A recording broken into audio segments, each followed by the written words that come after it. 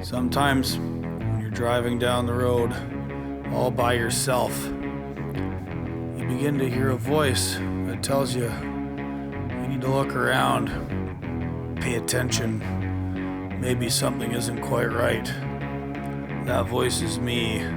It's the voice of Gord.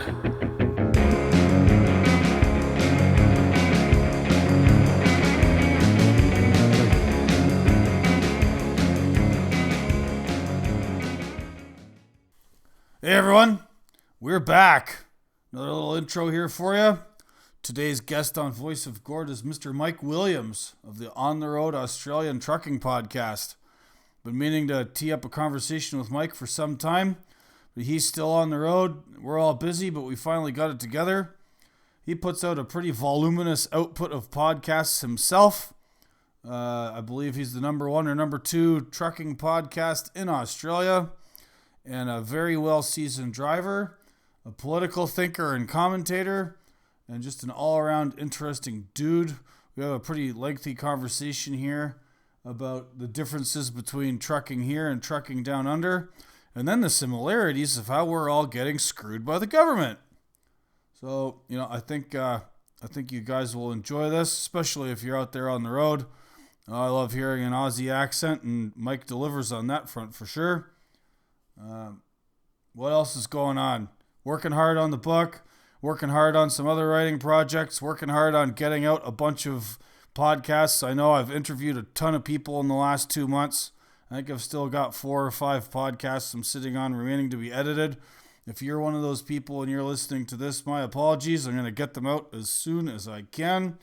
If you're a regular listener to this show, please enjoy it, pass it around. Subscribe to my Substack if you haven't already, autonomoustruckers.substack.com, or, hit subscribe on your favorite podcast platform, wherever you're listening to this. Do the same for Mike's show. Links to his will be down in the show notes. A whole bunch of photos will be on the Substack. So if you're listening to this through a podcast app, head on over to the Substack version of this, and there'll be 8 or 9 or 10 photos of Mike's various rigs he's driven from down under. So if you're a truck nerd and you like Australian road trains, head on over. You'll see some photos. As always, questions, comments, suggestions, corrections, and hate mail are all welcomed and strongly encouraged. Drop me a note, Gordilox@protonmail.com. If you got a couple of bucks to spare to help me with this podcast or to help with the book, there'll be a link in the show notes for my book project, Give Send Go, givesendgo.com/end of the road book project. Could use some help keeping the lights on here and feeding my kids. All right, that's it for now. Let's get down under to Mr. Mike Williams.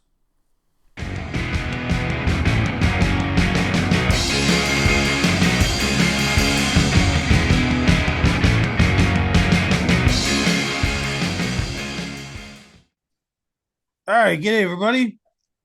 Welcome back to another fantastic episode of the Voice of Gord podcast project.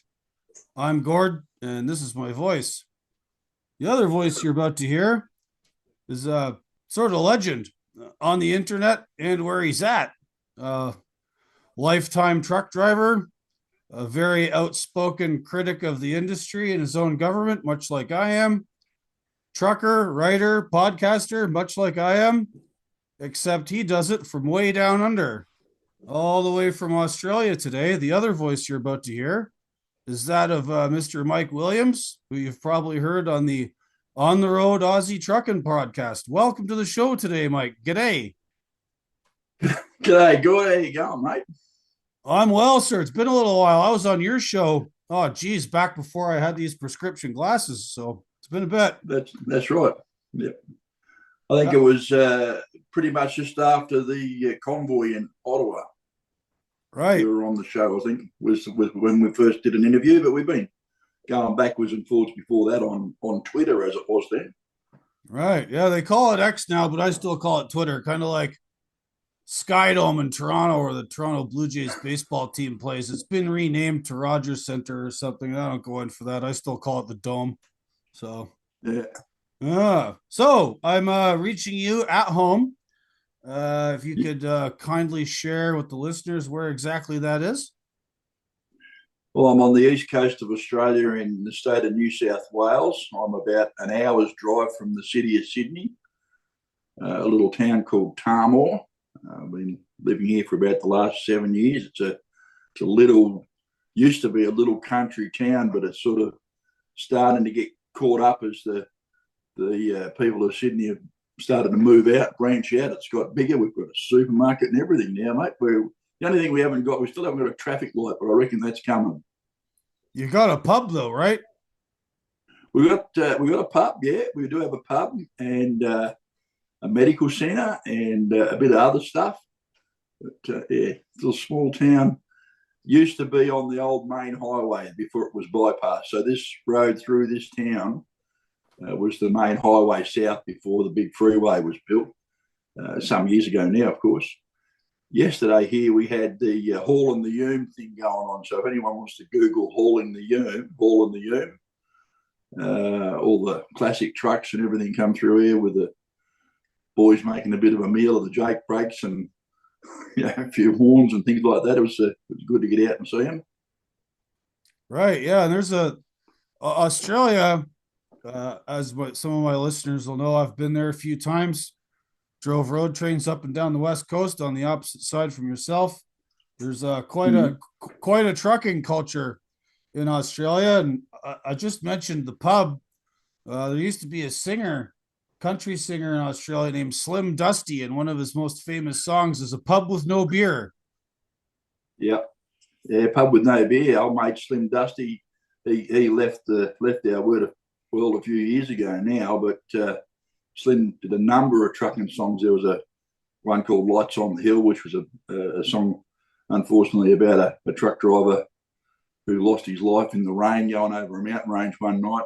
Lights on the hill, lights coming over the hill were blinding me and over the side. And of course, "Pub with No Beer." There are a heap of those trucking songs that he wrote. He wrote, I think, just about every trucking song you can think of. Most blokes would know. Yeah, he's a great guy. Yeah, sort of an analog to a fella back home in Canada named Stompin' Tom Connors. Stompin' Tom was this young fella from Prince Edward Island who hitchhiked all around Canada and adventured and took his guitar with him and would play songs. And he got picked up hitchhiking by a lot of truckers back in the day, and then so it was only natural for him. He wrote tons of trucking songs, most famous of which being "Bud the Spud," about a trucker from Prince Edward Island that hauls potatoes. Yep. What else? What else would it be about? Slim was never really a truck driver, but he was a bloke that spent a hell of a lot of time around truck drivers. He toured all over the place, and his son now is a well-known artist, a well-known artist himself. Part of the band used to be called the Whitlams, I think, and generally getting around doing his own thing, but grew up on the road. So they spent all their time touring around with caravans and things like that. And of course, Slim did take the opportunity to get in a truck anytime he could. And he must have spent, to know what he knows and to sing about what he sung about, he would have had to spend a hell of a lot of time with truck drivers. I'm the wrong guy to be talking to about Slim Dusty. Andy Neal, the guy that does the music section on our podcast, will be the bloke. He's all over it. He's a bit of a fan, but yeah. I quite like Andy. He's a bit of a soothing interlude throughout your show. Andy's been doing the podcast with me since before the trucking podcast started. We used to do a podcast called No Holds Barred, and that was it was an attempt to be like Joe Rogan, I think. So we got anyone and everyone on the show, and we talked about everything and anything with no holds barred. You can still find it on Spotify. I think we did about 20 episodes of it, and we would talk about just anything that came up. So I had a lot of guests on. It was pre-COVID and then coming into COVID, we did a bit of it.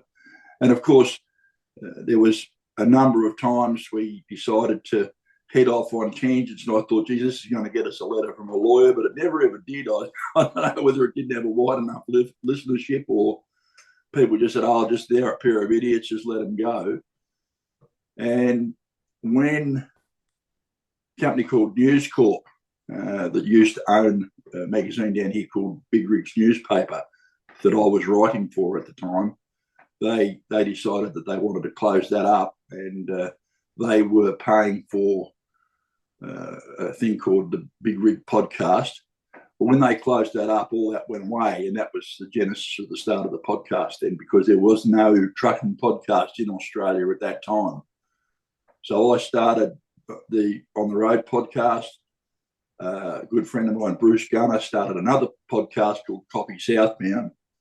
But we focus on different things. Copy Southbound is all about the history and the story and things like that. So Bruce has had huge, long interviews with guys who legend in Australian trucking. So if you want to, any of your listeners want to hear about some legends of Australian trucking, blokes like, Barry Grimson and other fellas from the Razorback Blockade, all those sorts of things that happened in the past, the story, the guys, what it was like, the history of the trucks, that's Bruce's podcast. Mine is a current affair, so news and opinion from today and that sort of thing, which is why at the time when the convoy was going on in Canada and you were talking about that and it was getting so much air over here in Australia, that's why I got hold of you and we had that conversation, because everyone wanted to know what the answers were, and we've all learned that you're not getting the real answers from the mainstream media. And so that's the slot that my podcast falls into today. We talk about things that are going on in trucking. Just like you, we've got the same problems here with respect to imported drivers who don't assimilate to our culture, who don't fit in, who rot the driving system, the licensing system, and they're responsible for some just mayhem on the highways. And the questions aren't being asked about how these guys are getting behind a license, getting behind the wheel of a truck, getting a license and getting behind the wheel of a truck. So I'll let you get a word in, Gord. It's your podcast. No, I love to hear it. I haven't heard an Australian accent in a while. It's funny you mentioned Bruce. He and his crew were just here in America a couple of weeks ago for the Mid-America Trucking Show in Louisville, Kentucky, which I was in attendance for. I got to meet Bruce very briefly. Him and his crew were very busy interviewing people and having a good time. Yeah. I met his right-hand man there. I think the gentleman's name's Brendan. That's right, Brendan, yep. Good blokes. I've listened to a couple of episodes of Copy Southbound, and they put Joe Rogan to shame, man, like 5 or 6 hours just downloading the wisdom from all these old truckies in Australia. It's incredible. Yeah. I often get tempted to try and do something similar, but I don't even like listening to myself for 5 hours, let alone someone else. I'm going to say I'm fortunate enough to have a couple of mentors in the industry over here. One of them is a bloke named Bob McMillan. And Bob, you'll hear on my podcast, I'll often have a conversation with him about the news, or he'll give us something to talk about for the show. And Bob was one of the men in the background at Razorback and in the politics of the industry, since the 60s. And he has opened doors for me, shared information with me, introduced me to people, invited me to go out to the Hall of Fame at Alice Springs, is where our trucking Hall of Fame is. And once again, I'll be going out there this year, 25th anniversary of the Wall of Fame out there this year. It's going to be a huge event. And,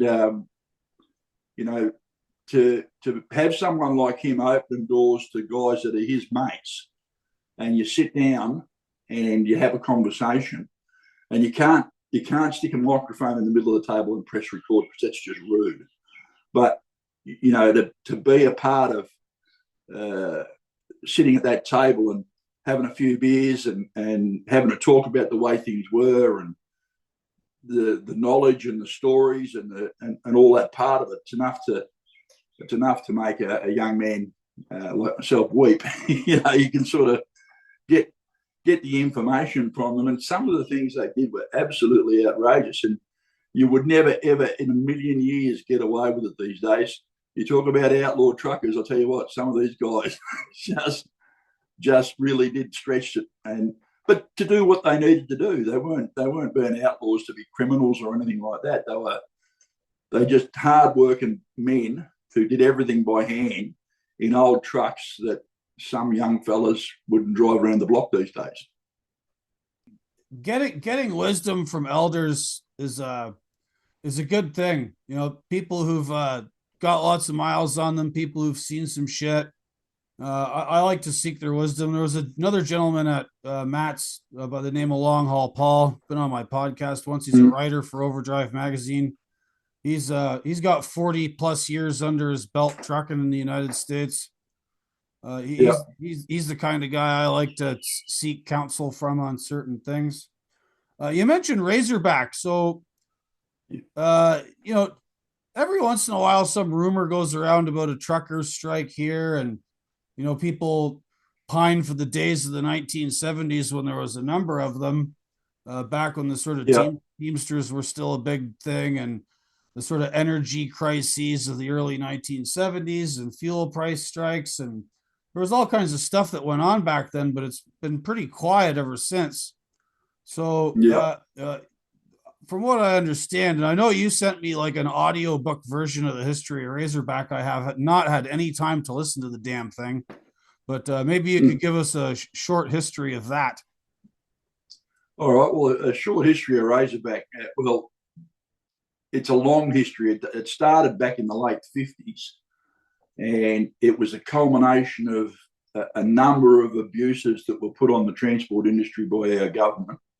Principal amongst those was a thing called the road user charge, which was a tax per mile on every mile the truck did, and it was designed to to tax the industry, but also to direct freight back onto the rail services. So you have to remember that at that particular time in Australia, the highways were often dirt tracks over floodplains and things like that. And it took, you know, a couple of days to get between Melbourne and Sydney, for example. A trip I now do in like 9.25 hours on a good day.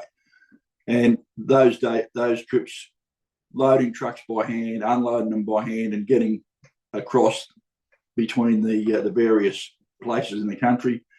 And of course, this road tax they brought in, and you had to record it in a little diary, and it was an onerous thing.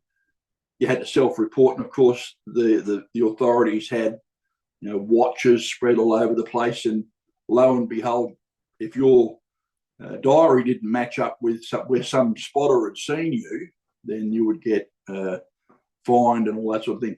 Truck drivers ended up going to jail. They were arrested like criminals, put in handcuffs, dragged off in the police van and thrown in jail. And they were thrown in jail with everyone and anyone. They weren't given a special place. It wasn't like they were going to a prison farm. No, they were going to Boggo Road, all that sort of stuff. Boggo Road's a notorious prison here in Australia. They were being treated in that way, and it was your money or your body. So if you couldn't pay the fines or you couldn't pay the tax, that was your money or your body. So that started back in the 60s and went through. Everyone had been talking about trying to get rid of it. There was a number of other things too. We had different legislation in different states where different axle masses, different lengths, different, you know, things that you're allowed to do. They started with the whole logbook system with keeping track of your hours to try and maintain some sort of fatigue management. That was the original idea. But at the end of the day, it all got too much, and there were meetings backwards and forwards up and down the highway. A little bloke named Green Dog Stevens, who he decided that he'd had enough, and there'd been several small little hiccups and things like that beforehand. There were a number of guys who'd started, but Ted Stevens, Green Dog, and Barry Grimson, his right-hand man, Colin Bird, and a couple of other guys. And I've met most of these. I didn't meet Colin Bird because he passed away in the 80s, and I didn't meet Green Dog because he passed away before I got interested in it. But all of the others I've met and had long conversations with them. Ted wrote this book about it called Razorback Real Story. That appears in my podcast feed between show 230 and 231. The actual audio book that I sent you is on the podcast. So if anyone's listening and they're interested in listening to Ted's book, it is a little bit fruity. He's a truck driver, of course, and not afraid of using the odd four-letter word. And so that's in the audio. Andy read the book in his dulcet tones and struggled a little bit with some of the language because Andy isn't naturally a swearer unless he hits himself with a hammer or something. And it goes far beyond crikey. But anyway, short story, long story short, Razorback Mountain, which was about 10 kilometres from where I'm sitting right now, was a natural choke point on the old Hume Highway. It was a place where all the trucks going south to Melbourne had to go through. And they decided that they would park their trucks across the highway. The five main protagonists, Carl Goodfellow came along later on and blocked a road further back called the Menangle Road. And within 5 hours, the traffic southbound on the Hume Highway towards Melbourne out of Sydney was closed. They only let trucks through that were carrying perishable items to start with, or medical supplies or something like that. They didn't just stop everyone blanket, but they made sure that sort of stuff got through. Before you knew what was going on, there were thousands of trucks, and I literally mean this, thousands of trucks stopped through towns and places on the highway all over Australia. There are actually over 40 sites where drivers came together and basically stopped. There was a lot more camaraderie, I think, and understanding of what was going on politically in trucking at that time, even though we didn't have social media, we didn't have telephones, we didn't have any of that stuff. It was April 2nd, 1979, the blockade started. But there'd been meetings and protests and all sorts of things before that. We'd only just got CBs in the country. A bloke named Dick Smith had imported some CBs from the United States, and there were guys who were getting around, putting these things in their trucks. Not everyone had them, of course, because they were only new and they were quite expensive, really, for the time. But a lot of blokes did, and of course, this chatter going up and down the highway was part of life. So when the blockade actually happened, no one who was a full-time operator, professional operator, was really surprised when it happened. It was something that probably had to happen when it happened. What they were surprised about, that come day two, they weren't all locked up. So the police took a fairly lenient view on it. In fact, the first policeman was already at the top of the mountain when the boys got there to block the road, and it was about 5 o'clock in the afternoon, and his comment was, well, are you guys going to block the road or not? He didn't say that. He said, are you bastards going to block the road or not? And they said, yeah, we are. And he said, well, can you get on with it? Because I want to go home for tea. That was his comment. For my American and other listeners, tea in Australia is also slang for dinner or supper. It doesn't actually mean having a cup of tea. That's right. Although it can, if you know the language. But yeah, so they pulled the trucks across the highway, blocked the highway up. And as Ted says in his book, there was no plan for what to do next. They all expected to basically get locked up straight away. That's what they expected to happen. 9 days that protest went on. There were meetings with state premiers and every state in Australia. The bloke that became our Australian Prime Minister in the finish, Bob Hawke, was the man who was in charge of the ACTU, which is the Australian Council of Trade Unions. And he turned out to be no help at all. But if you listen to the book, you'll hear that people of every stripe were supporting the blockade. The families went up there on the weekend, took the kids up to see the trucks and meet the truckies, and people brought up portable toilets and barbecues and food, and they were collecting the drivers' washing and taking away. I get the feeling it was very like what was happening in Ottawa. Oh, Even very though much so. Very much so. I'm hearing all these echoes, like it was supported by everybody. yeah, People were bringing food, families were hanging out, meeting the truckies. yeah, The only difference between the Freedom Convoy in Ottawa and then the other locations that took place at, and yeah, your story about Razorback, is that your politicians came and there was meetings and they tried to figure it out, whereas with the yeah, Freedom Convoy, Justin Trudeau and the entirety of the Canadian government just ignored it and treated them like criminals. yeah. It should be worth noting for everyone listening to this. Last week, I was in Ottawa for the ruling on Chris Oh, right. Barber Yeah, and Tamara Litch's 3 year plus long mischief case and a number of other charges. They were found guilty of mischief, the both of them. Chris Barber was also found guilty of disobeying a court order. In Canadian sclerotic legal fashion, there's been no sentencing yet. There's a date to get the sentencing date, so there's a date to make a date to find out what their fate's gonna be. And it's been 3 years now since the Freedom Convoy, so there you have it. oh, look, it's amazing how these things work. You say the politicians came to the truckies. No, they didn't. It was the other way around. Our truckies ended up having to go into the state parliament house to see the politicians. Of course, Neville Rand, who was the Premier of Premier of New South Wales at the time, he showed his true colours and betrayed the drivers in the end. But the road tax was wiped out. There were a number of other conditions that they got, things like increased axle masses, increased speed, increased things like that. And of course, we look back on Razorback now and see what those men achieved. And then history has shown us from that time to this how a number of the things that they achieved back then have been through changing government regulation stripped back.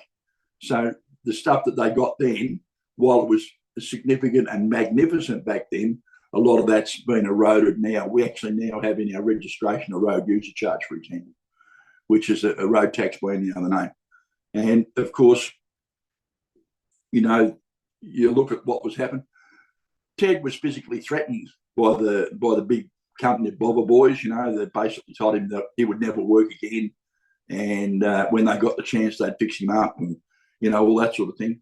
And he never backed down. There were at least 3 documented cases where Ted was threatened by the heavies in the industry, the big guys in the industry. He never, ever backed down. But of course, after Razorback, he left trucking eventually and ended up as a musician down in Melbourne, making his way that way. As I say, one of my great sorrows in life is I never got to meet Ted. He got cancer and passed away. But in the course of doing the book and in the course of working with some people from the Hall of Fame in Alice Springs, we created a memorial to the Razorback Blockade, and the Hall of Fame created an award called the History Makers Award, and we had that conferred on all the men and their wives, because everyone knows if you're a truckie and you're a long distance truckie, you're away from home all the time. You've got a strong woman at home usually, and they were incredibly strong women, and they were commemorated along with the truckies out at the Hall of Fame. Bob McMillan and I sort of were part of making that happen. Very proud of that achievement to see those guys on it. And I'd love nothing more if there's someone that listens to your show, or there's a script writer or someone like that, I'd love nothing more than to turn that book into a little like Netflix teleseries or something, because it's got everything. It's got violence, it's got union thuggery, it's got corrupt politicians, it's got truckies having roadhouse fights, it's had changes to the law, it's got a pretty wild helicopter ride. There's a couple of wild helicopter rides involved in blokes getting lost, and it's got a bit of everything. Strong women, weak men. Mate, it's just a story. It's a quintessential Australian trucking story. And if you're a trucking Australian and you don't know the story, then sadly you're uneducated, I think. Right. So you have this Razorback protest against all of the regulatory impositions and as you say, union thuggery, and then the rail lines are trying to extract money from you to make sure they get more of the freight. Yep. Cops are after you all the time. One of the things that developed later in Australia that I wanted you to shed some light on, for me, is the development of something down there called safety cams. Yes. So I remember going to Australia for the very first time in 1999, and I think they were in place then. Yep. And truck drivers were telling me about them, and I was like, "What? Cameras? Why would anyone take photos of you guys?" And then they laid it out that the government had these overhead cameras all around New South Wales, and they would time you distance between two safety cams. The officers at Weybridges could check your logbook against it. And that's the first instance of serious state level surveillance technology applied to the trucking industry anywhere in the world that I'm aware of. I mean, except maybe other than Europe, where they had their sort of, tachographs or whatever in their trucks. But like the safety cam thing in Australia is very curious to me. Maybe you could tell me a little bit about that development, why they brought it in, and whether or not it actually achieved any of the goals they said it would. Well, so there's a number of things that you've got to take notice of about the way road transport law, or what we call the heavy vehicle national law here in Australia, is enforced. Excuse me. First is that the heavy vehicle national law is enforced by a group called the National Heavy Vehicle Regulator, and as well as the police department, so the highway patrol, etc. So this law is brought down through a crowd called the NTC, which is the National Truck Council, and they promulgate these laws and send them into the state of Queensland. So Queensland is the state where all the transport law pertaining to long distance truck driving in Australia is passed. The reason why it goes through Queensland and not another state is because Queensland doesn't have two houses of parliament like every other state. They don't have an upper house in Queensland. So if they can get it through the lower house in Queensland, it becomes law. It doesn't get debated in the same way. And so the National Heavy Vehicle Regulator is in Queensland. That is a case that's been now for the last 10 odd years. That's the way that's been done. Prior to that, all the various state transport departments did their own thing.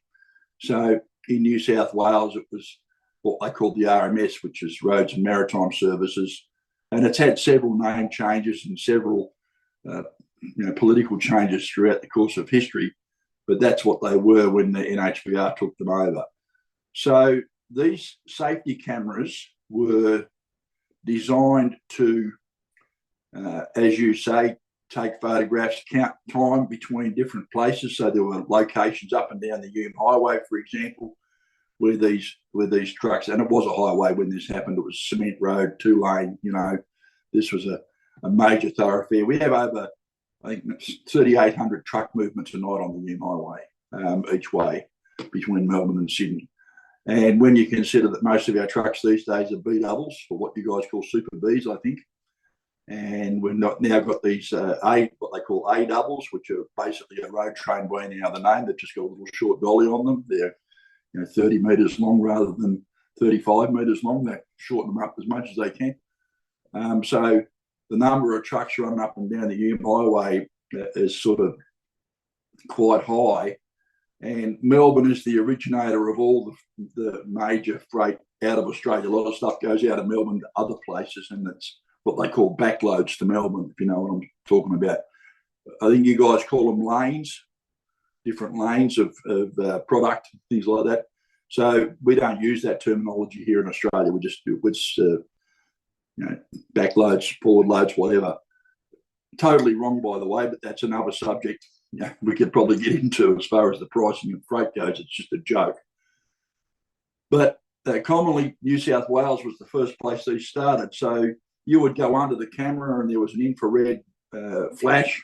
You would fly underneath it and take your photograph, take your registration number, And of course, if you'd done anything to obscure your registration number or you weren't squarely within your lane when you went under this thing, you could be subject to a fine. And at the same time, it checked your registration, checked your third-party insurance for your accident stuff and everything like that at the same time. Coming out of Sydney, there was a couple of these things, and you would get to Moroolan, which is the biggest truck checking station in Australia. Two big sheds, and you can drive through. It's just, it's just a basic weighbridge, going in there. You drive through there, and these days that thing does 35 checks on you from the time you go under the first camera to the time you go over the little weigh-in motion plate. And if they want you, you'll get an arrow to go in, and if they don't want you, you'll get an arrow to go out. But if you go in, stand by, because you're going to get a real going over. They'll have a look at you. You could end up having your truck in the shed for an inspection, all that sort of stuff. So the technology has gone from a simple camera over the road to where we are now, that they can basically, tell what you're doing around Australia. These cameras are all over Australia now. So it's no longer just New South Wales. No longer just New South Wales. It's all over the place. And they're not even marked as safety cams in some places anymore. So you'll get on the motorways around Sydney and around Melbourne and around Brisbane, and the overhead cameras on the motorways can record your time and location as well. Now, whether the NHVR, who are now responsible for the heavy vehicle national law down the east coast into South Australia and Tasmania, whether they have access to those things from an enforcement point of view is an open question. They usually don't, I don't think, but they certainly have access to it from an intelligence point of view. So they can look around and see where you were and that sort of thing. And of course, the electronic logbook has become a big thing here in Australia, and we're very, very different to what you guys in the US have got. So, I wouldn't mind talking about that too if you wanted to. Sure. So what was the year that the safety cam was first implemented in New South Wales? And then when did it start expanding throughout the rest of the country? Well, it's been expanding throughout the country right from the start. The actual year that it started, geez, now you're testing me memory. Oh, God. Enforcement cameras. I've been Googling away madly while I've been talking. But road safety cameras, it started here. Look, it would have been in the early 90s, I would think, from memory. Well, I know they were a thing when I got there in 99. So yeah, they would have. They definitely would have been. When I first started driving, though, there was no such thing. And I really think that it's mid 90s. I would say would be about the right time. I mean, obviously, I could Google that for you and find out, but it would have been mid 90s. And of course, it was only in a very few locations. And one of the things that the drivers used to do is we had all the locations, and you would write down where they were, and there was no secret about what the times were, what the minimum times were between the cameras. This was an era before speed limiters in Australia, which are ubiquitous now. Everyone's got a bloody speed limiter. And don't go down that road, mate. Whatever you've got to do not let them do that to you. The guys would have a look at what the times were, and of course they would vary their speeds accordingly. It wasn't uncommon for there to be unauthorised parking bays 2 kilometres back from where the cameras were, where blokes would pull in and they would wait for their time to catch up and then go through the cameras in minimum time. 45 minutes between Moroolan and the next camera coming into the south side of Sydney, for example. And, they would nail you. And, of course, it was average speed. So at that time, those safety cams only applied to trucks. Since then, we've got other things have happened. We've got a couple of trials going on here in New South Wales now. One on the Hume Highway, one on the Pacific Highway, which is the highway north out of Sydney to Brisbane. And they've got truck safety cam sites which are now being turned on to measure speed for cars on those same lengths of highway. So the cars are going to end up with the same treatment we've been copping for the last years. Victoria, of course, have had these point-to-point cameras in place for a considerable amount of time now, and so have South Australia. They're coming into Queensland, but we've got camera enforcement of traffic law in Australia has just become a thing now. We've got seatbelt cameras, we've got mobile telephone cameras that act as the same thing. Some of those are fixed. We've got mobile ones, we've got radar, speed control cameras, we've got bloody cameras everywhere. There's a bloody camera. You can't go past anywhere without there being a camera now. And of course, these things issue tickets.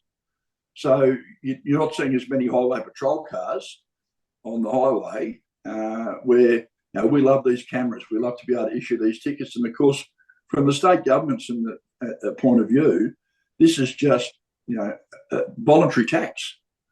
They regard, they estimate how much they're going to get in their estimates for their tax, and it's millions of dollars, and the fines can be huge.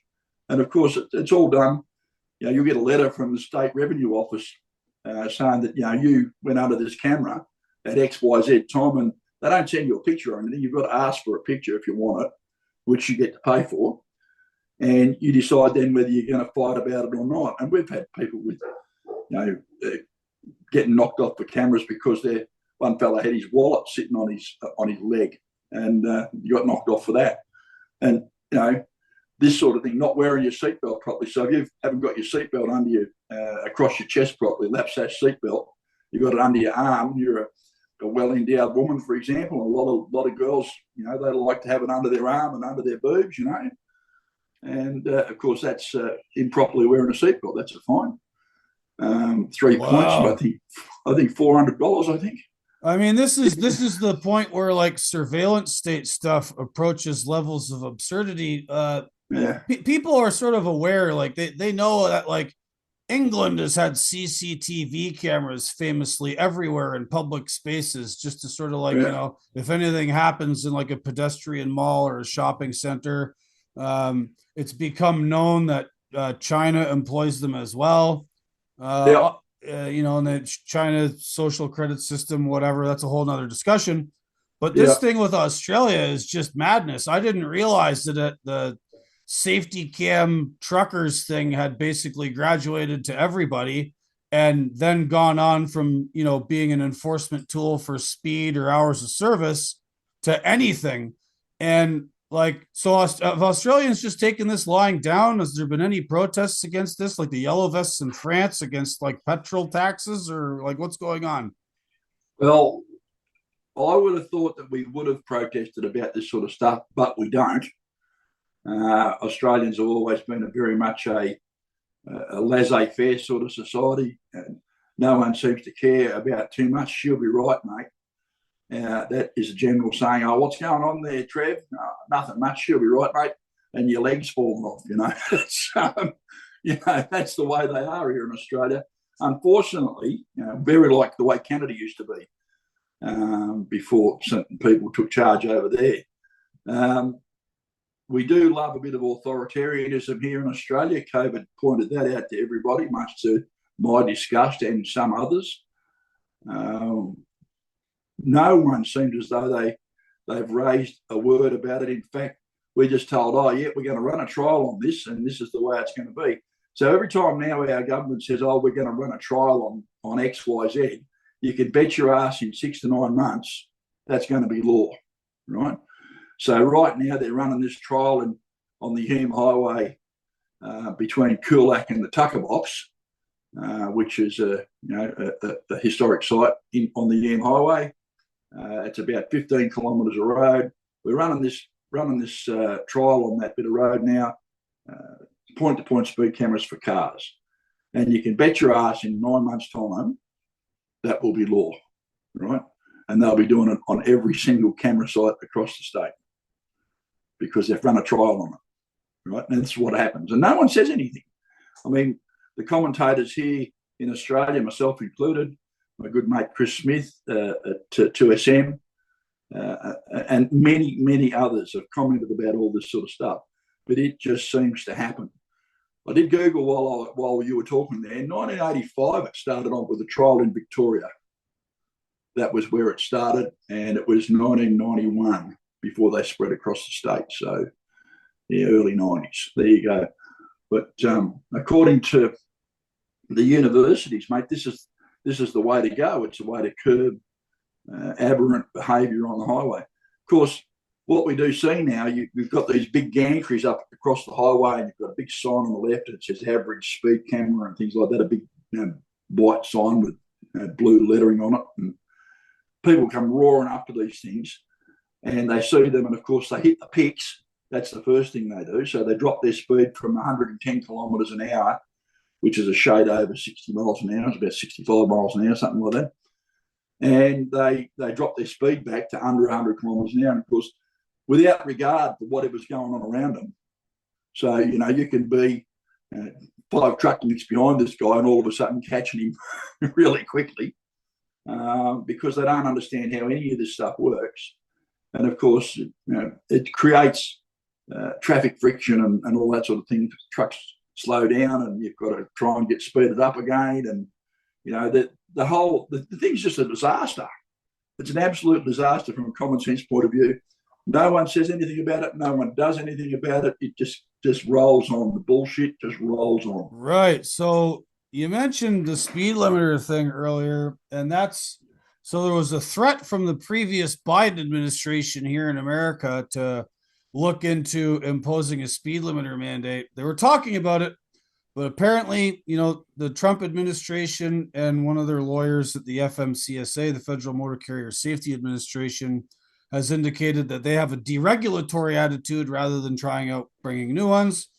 So the sort of opinion in the trucking industry is that the speed limiter idea floated by Biden's people is a dead letter. It's not going to happen. Like yourself, I've seen what's happened with that in Canada. The provinces of Ontario and Quebec imposed a speed limiter mandate about mid-2000s. I think it became law in 08 or 09. And, the usual things happened. You had what's called elephant racing, where you've got 2 trucks trying to pass each other on the 401.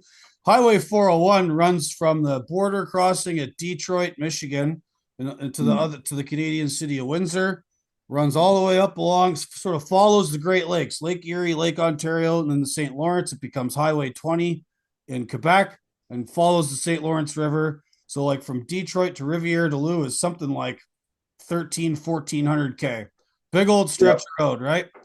And many spots along it are only 2 lanes in each direction. So when one guy's truck is governed at 105, but the tire wear's got it down to like 104.2, and then the other guy's got like 104.5, and he tries to pass, and the dickhead in the right doesn't think enough to like slow down, and the other guy's not patient enough to just get behind, and it creates all this chaos. And then you mix into that this problem we have in North America, which could be a whole podcast, and I've done a couple on this, about this driver shortage narrative, which brings in a whole lot of people into the trucking industry who shouldn't be there because they claim that there's not enough drivers, but what's happening is people quit. They get a guts full of the regulation and being treated like criminals, not being paid for their time properly, having to compete with just absolutely just dimwits. And so there's this churn and new people coming in that have got no idea what they're doing. Yeah. And then it creates and people get mad, like people flip out. There's like videos of this, people getting stuck behind like one truck trying to pass another for 10 minutes. And it creates bad social cohesion on the highways. It creates safety problems. They say they're trying to solve one. But one of the interesting things that happened when they tried to do the speed limiter mandate in Ontario was that the speed limiter mandate was not proposed by the government. It was proposed by members of the Ontario Trucking Association who couldn't keep their drivers from quitting to go work for guys that like had fast trucks. And when you went out into the United States, you're taking a load to the West Coast, you could do American speeds. And so they convinced the government to go along with their plan. And then they start getting input from the Transportation Authorities, Ministry of Transport of Ontario, the Ontario Provincial Police. And when they were trying to sell this, the OPP and the MTO were very explicit. And this touches on something you mentioned earlier. that they did not want to pull trucks over. They literally didn't want to do their jobs. Like if some truck was like tailgating somebody unsafely, well, we don't want to have to deal with that. That presents a safety problem for us by pulling somebody over on the shoulder. So let's just have technology do it, right? Yeah. So the enforcement people don't want to work. And so the government's just like, okay, cool. Well, we'll just castrate everybody with technology and you have to deal with it. And then it creates all these other problems. Yeah. Well, we've been well and truly castrated by technology here in Australia. Fast trucks these days are not entirely off the scene altogether, but they're not that common anymore either. It actually gives me a little bit of a thrill when someone walks past me quite heavily and I'm doing my 100. I look at it, it's an old W model Kenworth, or it's an old, some old banger with a 400 big cam 3 Cummins in it and 13 overdrive and 3 5s or something, and he just walks past you and leaves you in the dust. And I think to myself, you lucky bastard. Because and, to be perfectly honest with you, I'm heading towards retirement now, and from the job that I'm in, and lucky enough to be towards that part of my career where I can just play. And I said to Rose the other day, my other half, I reckon I might just go and buy myself an old T600 Kenworth and trick it up a little bit and get myself a cheap trailer, and I'll just do one a fortnight or something, just to stay in touch with the boys and get out there and have a bit of a play. And the last T600 Kenworth I owned, let's put it this way, it did a lot better than 100 kilometres an hour. And right. I sort of pined for those days, Well, it's not even about being able to do the speed. It's about having the ability to get around a situation when you need to, quick time, and then get back out ahead of the people that are blocking the road up, and that you have that capability. It's not about like, oh, I need to get there faster, because clearly the safety cams and speed radar photography and all that stuff have got you hooped anyway. It's in particular situations. And the funny thing is they say, okay, well, you're speed limited to 100 in Australia and it's 105 in Ontario. Okay, great. What happens if you're on a 2-lane road that's only 80 or 70 or 60? Yeah. That's right. It doesn't control. And on those roads, it's more dangerous because you're interacting with people's driveways and businesses and traffic lights. So the speed limiter thing does absolutely nothing when you're off the motorway. That's right. The lack of logic is just diabolical. I mean, I'm in print saying exactly what you've just said. We have, through active school zones and through work zones and things like that, a speed limit of 40 kilometres an hour usually. Might get down to 25 kilometres an hour in a work zone where there's workers actually working, road workers actually working. And, of course, we've got the various speed zones, as you do. And I'm talking kilometres an hour, but it's, 50, 60, 70 kilometres an hour, 80 kilometres an hour on sort of major secondary roads, 90 kilometres an hour, 100 kilometres an hour for trucks, 110 on the freeway. And there is nothing at all that speeds under 100 kilometres an hour. You can sail through a school zone at 100 kilometres an hour if you take it in your head to do it. Now, you'd be an absolute idiot for doing it, no doubt about that. And no argument, mate, you deserve to be locked up because you're an idiot, and the risk level and things like that. But there's nothing mechanically in the truck to stop you from doing it. Now, we're having conversations here now with truck manufacturers talking about GPS locking of speeds on vehicles, so that, where the maps say you're supposed to be doing 40, then you can't. The ECM will be locked to say you can do 40. Now, that is a conversation that's being had. I know it's being had. It's not a public conversation, but it's a conversation that's being had. And I would think that, given that the time periods of things we've experienced in the past, 1991 was when we first had the first iterations of speed limiters here in Australia, and they were road speed governed through the fuel pump. So, the way these things go, this is a conversation we're having now in the background. 10 years' time, it's going to be something that's going to come out in the open. And it's not that hard to do. Our trucks send that much telemetry off now. You can play with a fridge motor from the workshop these days. change the settings in your fridge motor and all that sort of thing. So that can happen.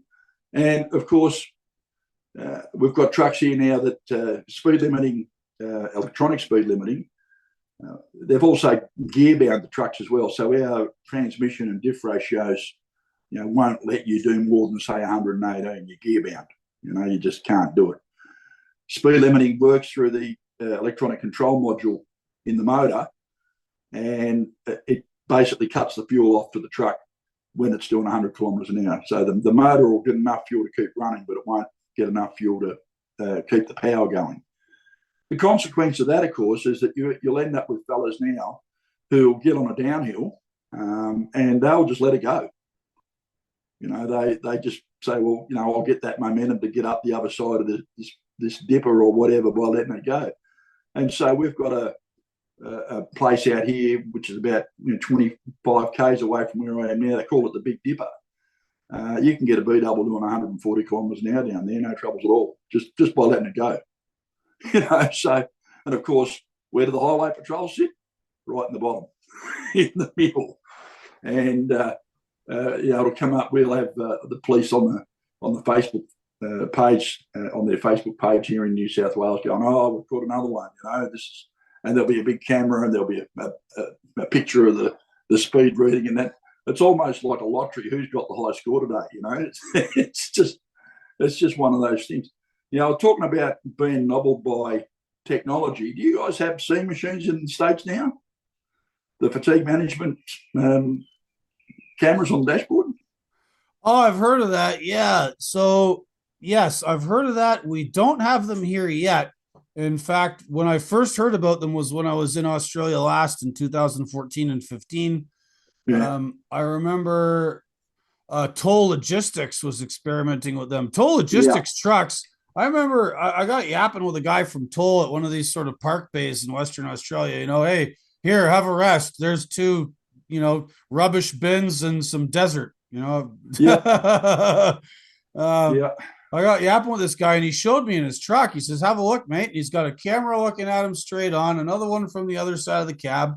And then he says, "This one here looks at my eyes to tell me if I'm falling asleep or not."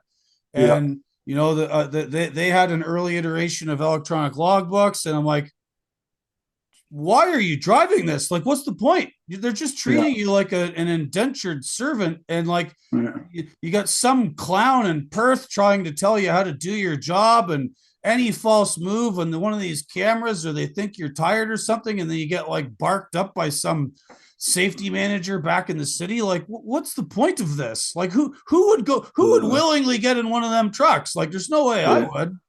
Well, the point is, though, today you've got not much choice.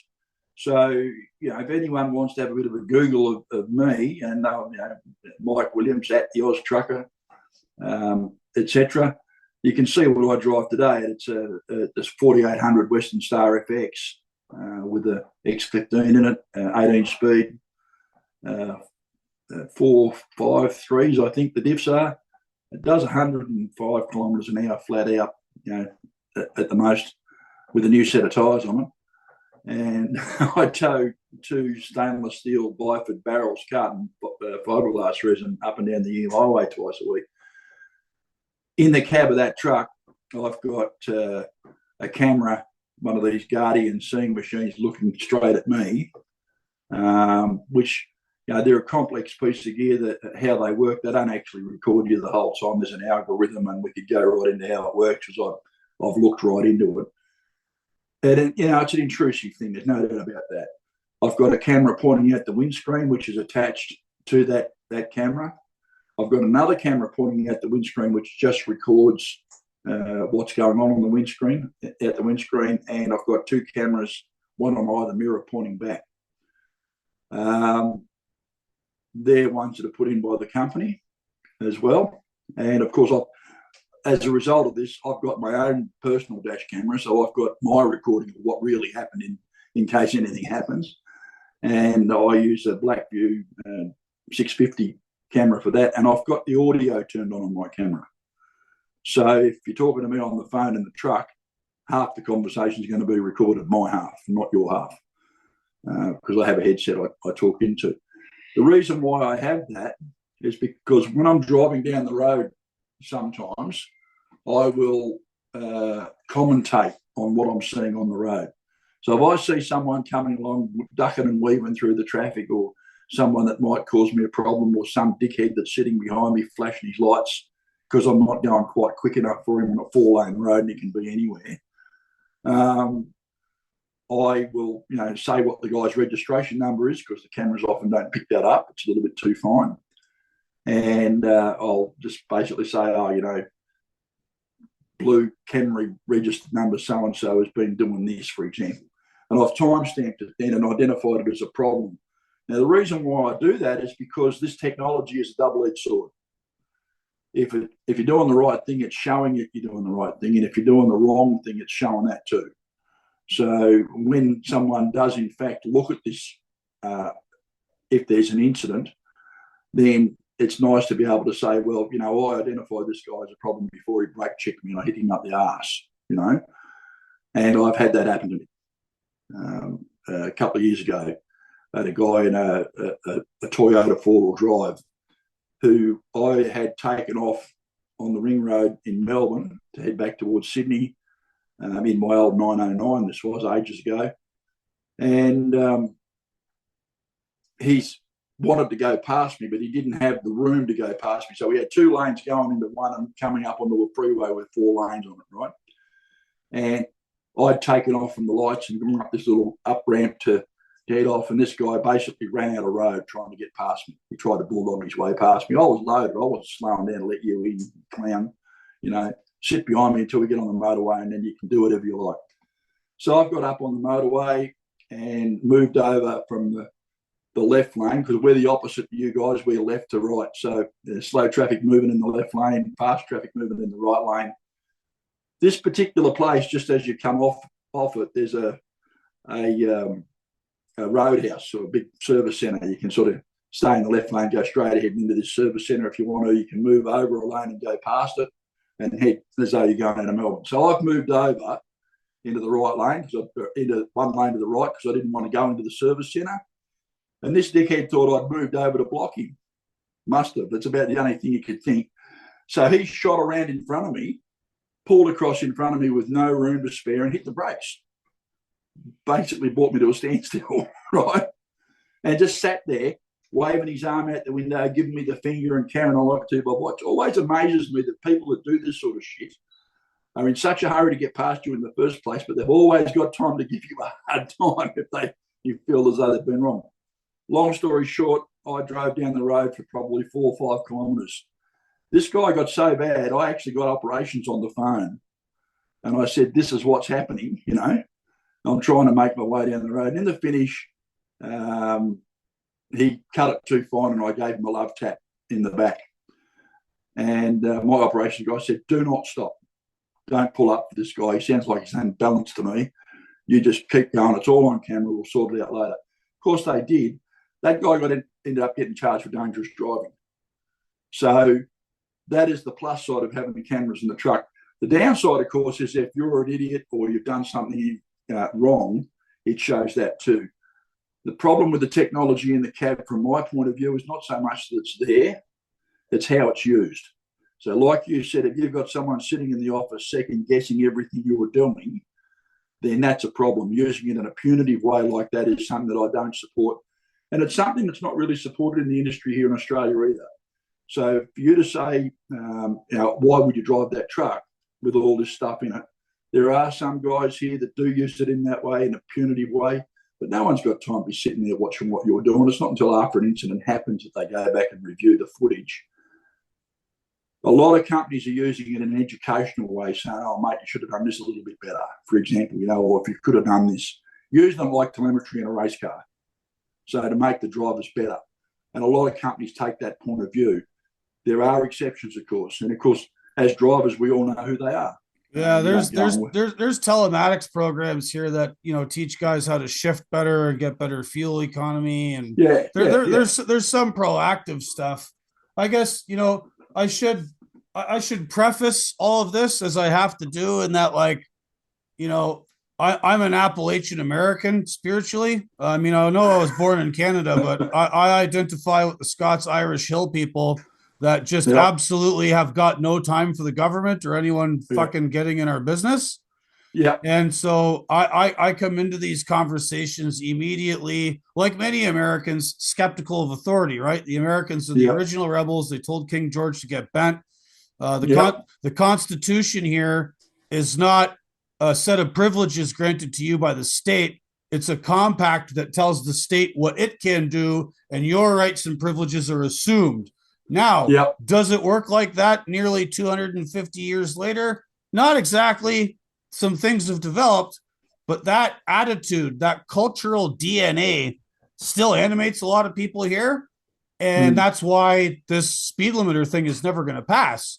Because Yeah. in the American mindset, why are we punishing the group for the sins of the small minority of idiots? We don't Yeah. punish the Well, group, right? yeah. Well, in Australia, I would like to think that we work in the same way, but evidence with speed limiters shows that we don't. Our politicians will say, "Oh, this is for your safety," if it saves only one. And of course, we get this stuff handed down to us on a plate. The ATA here in Australia are just a fucking joke, much like yours, the Australian Trucking Association. I have railed against these guys and some of the rubbish that they go on with. They call themselves the peak body and all this sort of thing. All this stuff that happens with regulation in Australia all emanates from our so-called peak bodies, right? So it's not actually coming from the government. It's coming from the people who represent the big carriers, the big fuel companies, the big insurance companies, just on this insurance company thing. And for a point of clarity, your listeners obviously won't know this, but it's well known here in Australia. I had a long-term sponsorship deal with NTI. They're a national transport insurance, right?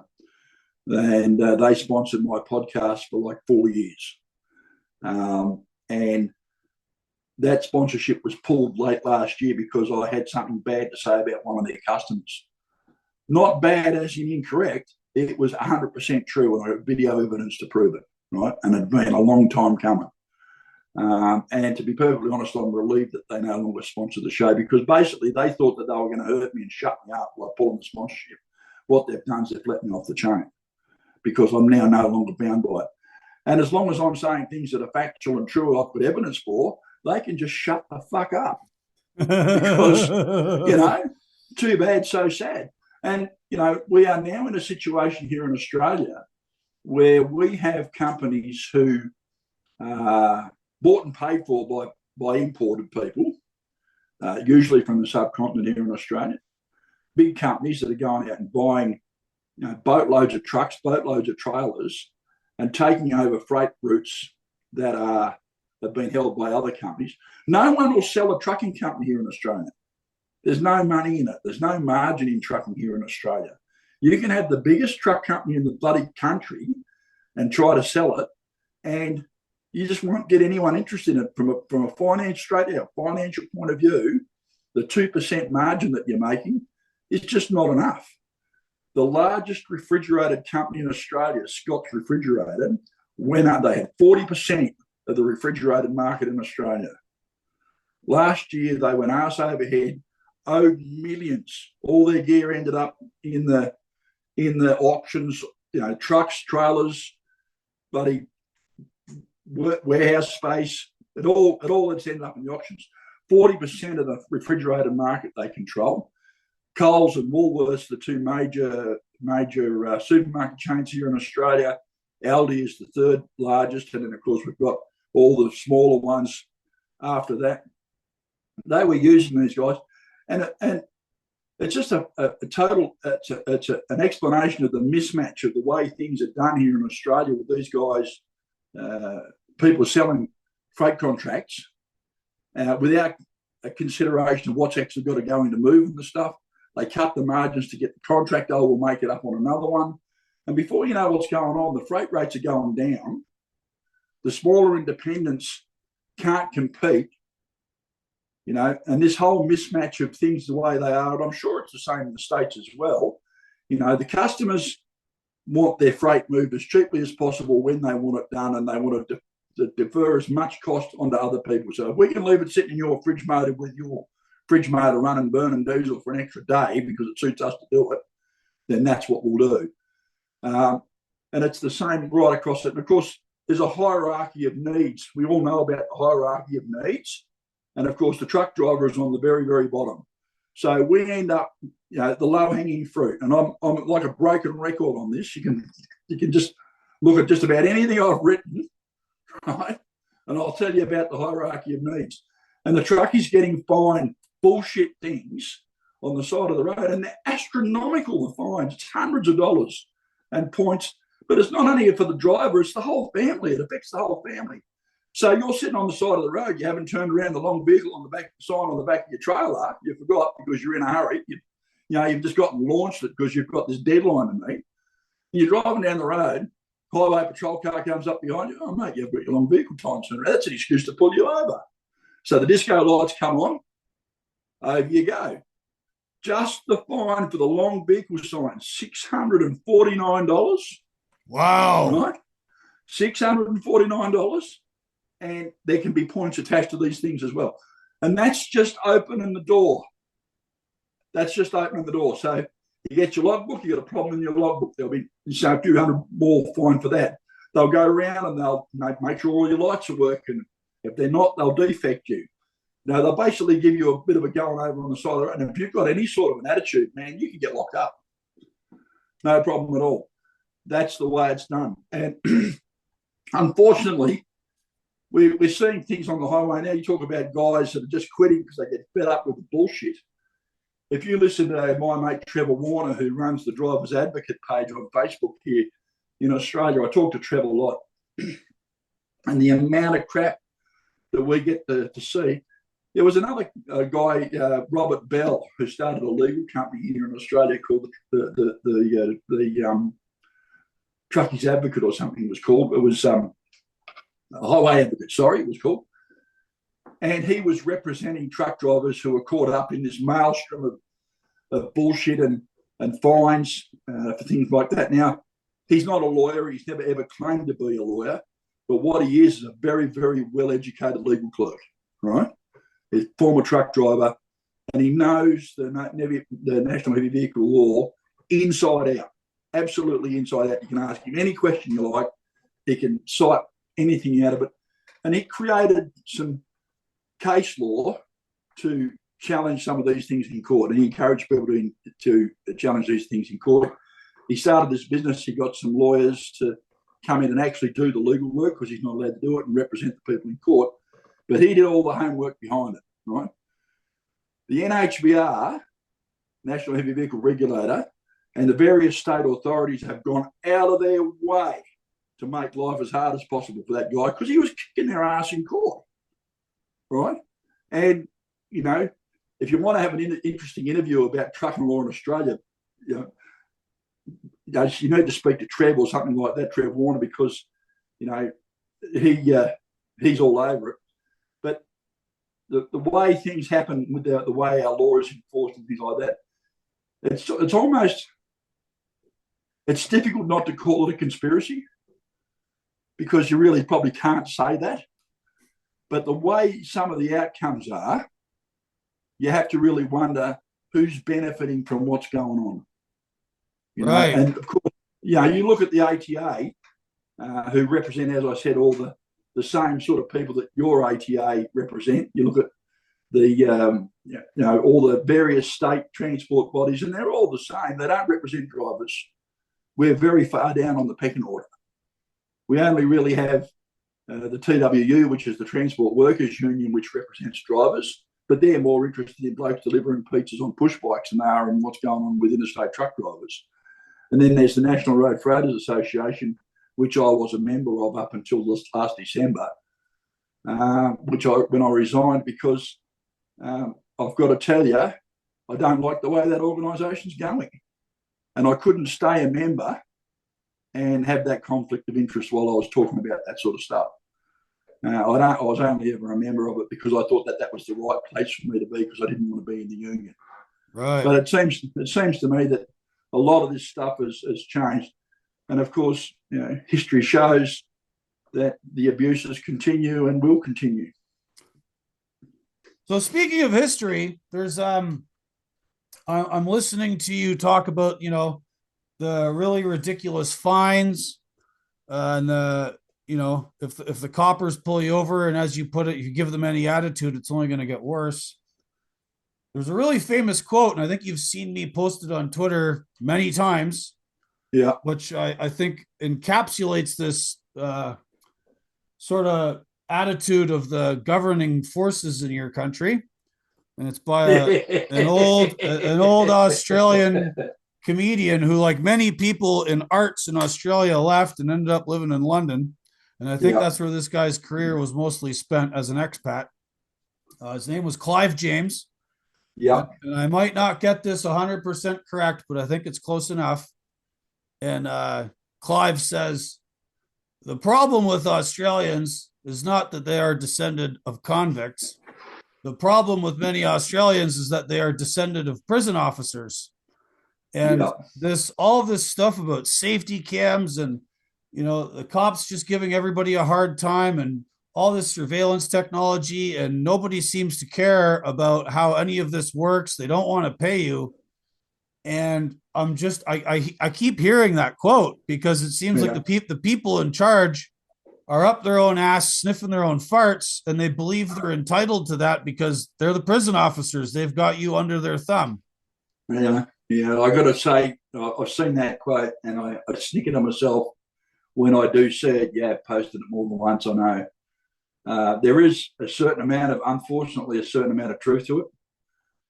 We do have a number of people who do enjoy their authoritarian bent. I mean, COVID was enough to show us that. Nothing more frustrating than some cretin who normally wouldn't have any authority at all getting a COVID marshal vest and then being able to tell everyone what they can do, and then being protected by the law. So even if you're a little arsehole and someone smacked you in the face for your stupidity, they had the pleasure of seeing the law come down on people for that. It disgusts me sometimes the attitude of some of these people. My father, thank God my father was dead. And I say that in a nice way, I'm sure your listeners will understand, because he didn't have to endure the COVID thing. He was a policeman in Tasmania for like 30 odd years. He was the sort of policeman. I grew up on one-man police stations out in the country in Tasmania, much like the Appalachian Mountains, I think, from an attitude point of view, mate. Spent my life in the woods, in the bush. Dad gave me a Winchester Model 72-70 rifle for my 15th birthday. And the very next thing I did with it was go deer shooting. Right. So Tasmania, for people who don't know, if you look at a map of Australia, to the south and the east of the country, there's a little island off the corner there. And it's quite unlike the rest of the country. Australia is known for deserts and tropics and heat and beaches. And Tasmania is a bit more like New Zealand. It's temperate, it rains a bunch, and it's mostly covered in forest, correct? Well, it used to be mostly covered in forest, if you listen to the greenies. No, there's still plenty of bush there, and a lot of the pine plantations and things like that, they got heavily into that down there. Old growth forest, there's still plenty of it down there. My first job in trucking was driving a log truck down there. So, you got to learn to drive in the slush and the snow and all that sort of thing, and harvesting the logs. And, when you get to driving in other places, those skills that I learned back then have helped me out on the highway now. There are things that you just did automatically.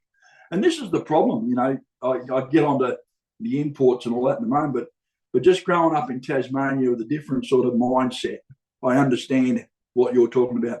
My old man was a sort of copper who would grab you by the ear if you were doing the wrong thing in town, reef you up the arse, and I mean give you a boot in the backside, and then drag you home to your old man so he could give you a hiding for misbehaving, right? There's the law, and then there's justice.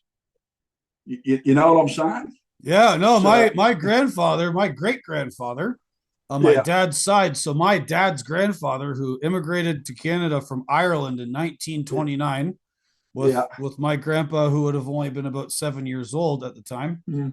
He went on to run a prison camp near a town called Sudbury, called Burwash. It was Yeah.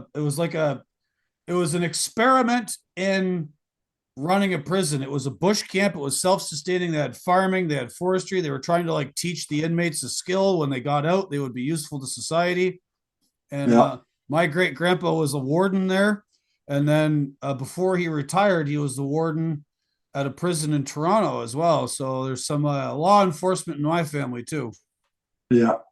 So no, it's just the way things were done, and a different world. Times have changed so much since then. So as I say, my dad would have railed against the COVID restrictions. In fact, I'm convinced had he been alive when that happened, he would have been locked up because he would have been marching in the streets. He would have been one of the people that are there saying, this is not what the law says, you can't do this. And of course, subsequently, we've got people now coming up, you'll see it come up on social media and conversation on the talkback radio and things like that. Everything that they did here in Australia has now been shown to be illegal, immoral, or just plain wrong. And if you look back on my social media feed, I was saying this in February 2020, right from the start. How I never got kicked off Twitter like you, how I never got locked up, how I never got a visit from the authorities, totally beyond me. I've got a great minute with, I used to do this thing called a minute with Mick. I love those. That's how I first saw you. The first time I ever came across you on Twitter was one of your minute with Micks, and I thought they were great. I used to just rip anything up that was pissing me off on the day. And I've got one that I play from time to time because it suits me. I was doing DG chemicals in the tanker at the time. And of course, you've got all the PPE that you wear, chemical suits and full face mask with the respirators hanging off it. Actual legitimate safety, not fake safety. That's right. Legitimate safety, not fake safety. And at that time, we had people getting fined $200 for not wearing a mask outdoors. And so I basically got this respirator and plonked it on my face. I'm sitting up in the 90 and said, are you guys taking this seriously? This is the sort of PPE you need to take. If you're taking this seriously, you need to go out and get one of these bad boys and wear it because your mask that they're telling you to wear. Long story short, I never got any pushback from that. My boss did bring me up, though, and say, gee, Mick, if you're going to do these, I don't care if you do it. My boss is a great bloke, but he really is. Mate, if you're going to do this sort of stuff, I really don't mind, but please, for God's sake, don't be wearing your company shirt when you're doing it, all right? and I said, okay. And of course, he's fair enough too, because he's got to live in the commercial environment, and a lot of the stuff that happened to us at the time was we had no control over it. And of course, just think about what happened to us through COVID, and I'm not sure how it was for you guys, but for us, you couldn't have a shower in a roadhouse. You couldn't have a sit-down meal in a roadhouse. You had to wear a mask as soon as you got out of the truck. You had to, places wouldn't even let you go to the bathroom. There was some of that here, depending on what, in America, because there's like federalism, some states were worse than others. And you know what they sort of call red America, Republican states were a lot more lighter touch than the blue states on the coasts. And then in Canada, it was absolutely insane. But like in the US, the problem was that a lot of private companies didn't want you coming in their warehouse or your distribution centers. So you had to stay in your truck while you're loading and unloading. No bathroom facilities. Truck stops would close. Rest areas would close. And truck drivers were expected to keep the economy moving and keep everybody fed, but there was no services for us whatsoever. Like, it was pretty ridiculous. Speaking of COVID, you were up in the part of Australia that I was working in when I was there. I did a bit of time on the West Coast, going from Perth to Karratha and Dampier and Newman and all that. Yeah. And you were likewise up there hauling iron ore. I was, before you got sacked for the COVID stuff. So could you describe the iron ore business in that part of the country, the sort of quads you were driving, and then the story of what happened with COVID? Yeah, sure. So these trucks I was driving up there, the largest, heaviest ore trucks operating on public road in Australia. So I'll make that definition. There are bigger ones that are running on mine road, on haul roads and things like that, but these are the largest ones running on public road. They're 60 metres long, and they 4 trailers, quad axle on the trailers, quad axle dollies and things like that. So 4 trailers, 216 tonnes gross on the road. That's metric tonnes. 216,000 kgs, which is 216,000 times 2.2046. 476,000 pounds for my American listeners. Yeah, it's a big truck. So I was driving a 909 Kenworth tri-drive with an X15 620 horsepower motor, 22 series gearboxes in them, and a manual truck. So if you couldn't drive a manual, you're not going to get a job driving one of these things. And I used to do 1 trip a day. You would fly in, you would have a couple of drivers. These things were hot seated. You double shift these things, and go in and drive the truck 700 kilometre round trip. So I was carting out of a couple of mines back into Port Hedland, the port of Port Hedland, to a place called Utah, which is the big iron ore facility there. So 700 kilometres round trip. You go down, empty, load your quad up and bring it back, tip it off, go back to the depot, fuel up, and the next driver would jump in and go and do one. About 10 or 11 hour day, depending on how your day was going. And of course, you're out there on the highway mixing it up with other trucks, from single truck trailer combinations to triple road trains, other quads, and of course people in bloody caravans, throwing their caravans around doing the Australian sightseeing tour. And it's a big job. So from the start of the day, I'd get in the truck, you do your pre-trip. It took you about 30 minutes to do your pre-trip. By the time you walk around, kick all the tyres and have a look at everything, make sure everything's working, your driver, your co-driver, would be fueling it up while you were doing that.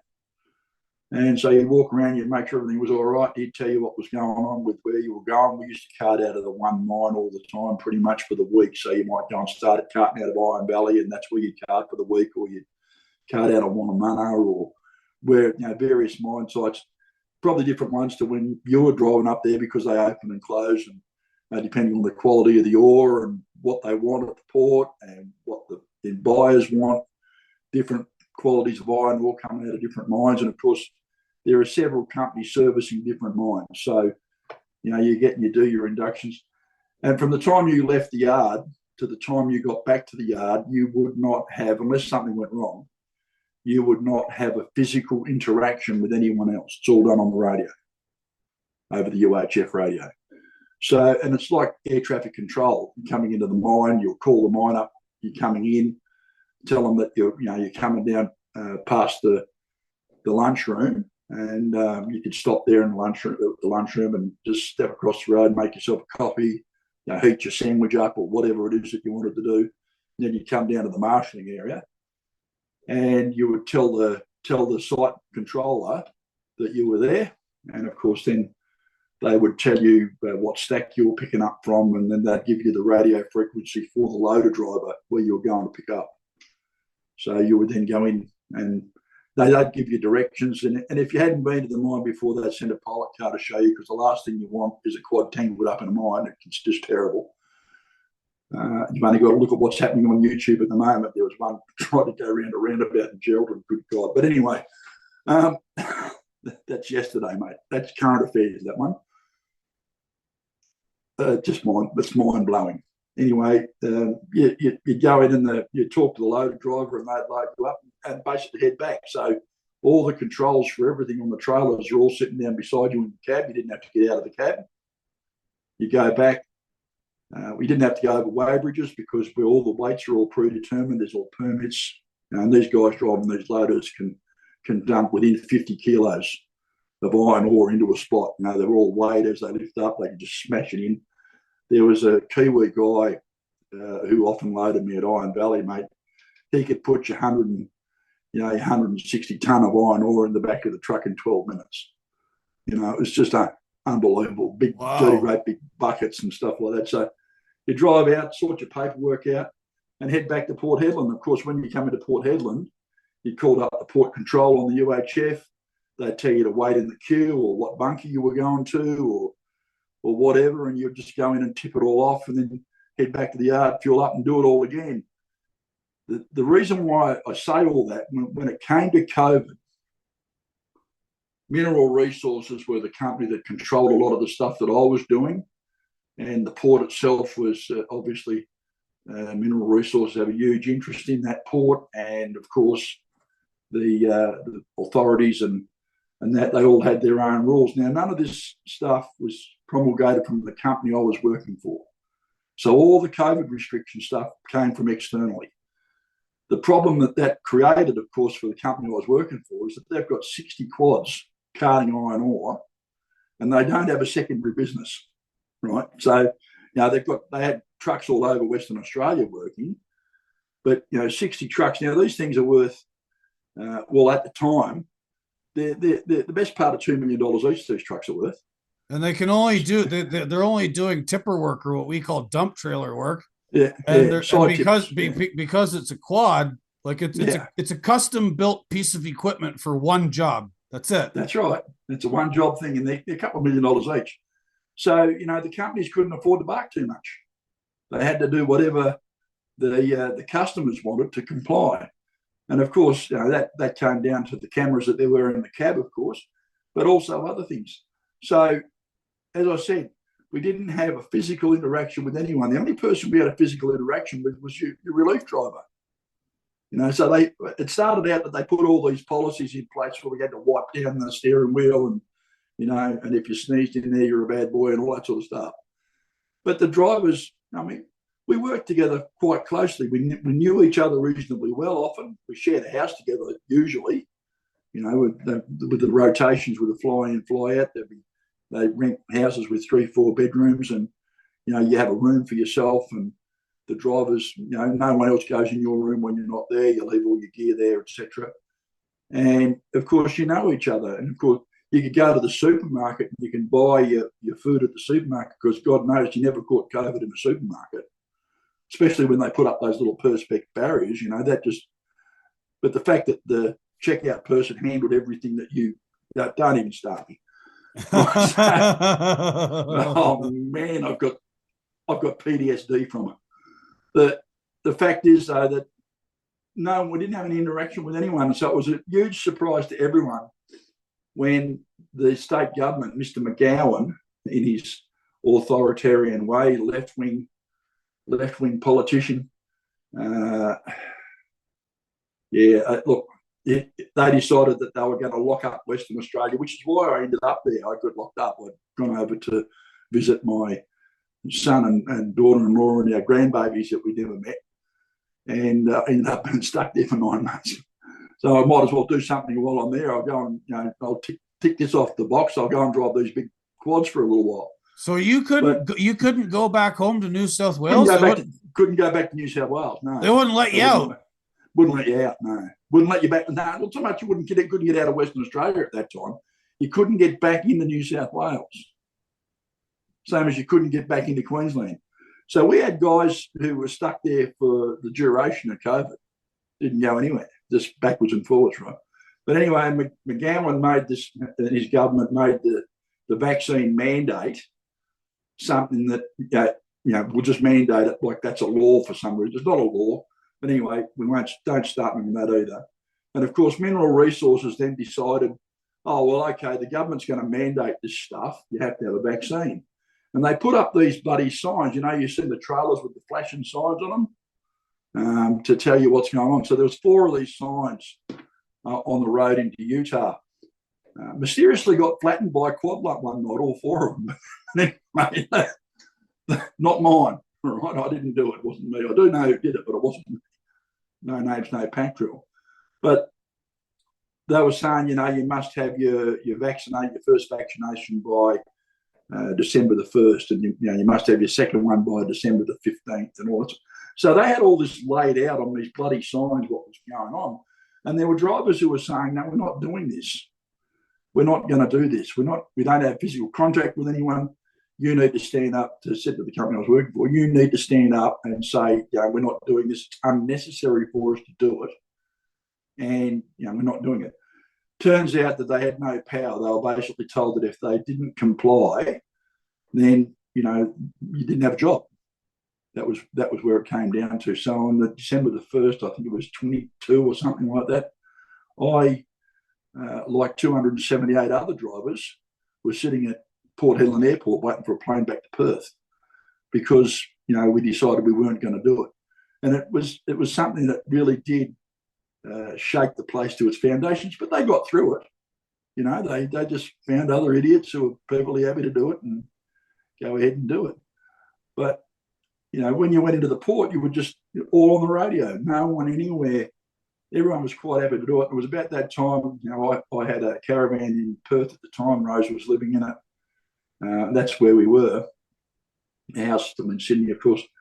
And just to try and get the passes to get out of Perth and come back to New South Wales, we left Perth with the caravan behind my four-wheel drive to head back to New South Wales, and we still didn't have a permit to drive through South Australia. So when that happened, and in fact, I got notification that we'd been granted a permit. We were about halfway through South Australia because we managed to sneak our way through the border checkpoint and all that sort of thing. So we came back to Australia. But those COVID mandates, the absolute rank insult to people's intelligence, the way all this sort of stuff was promoted.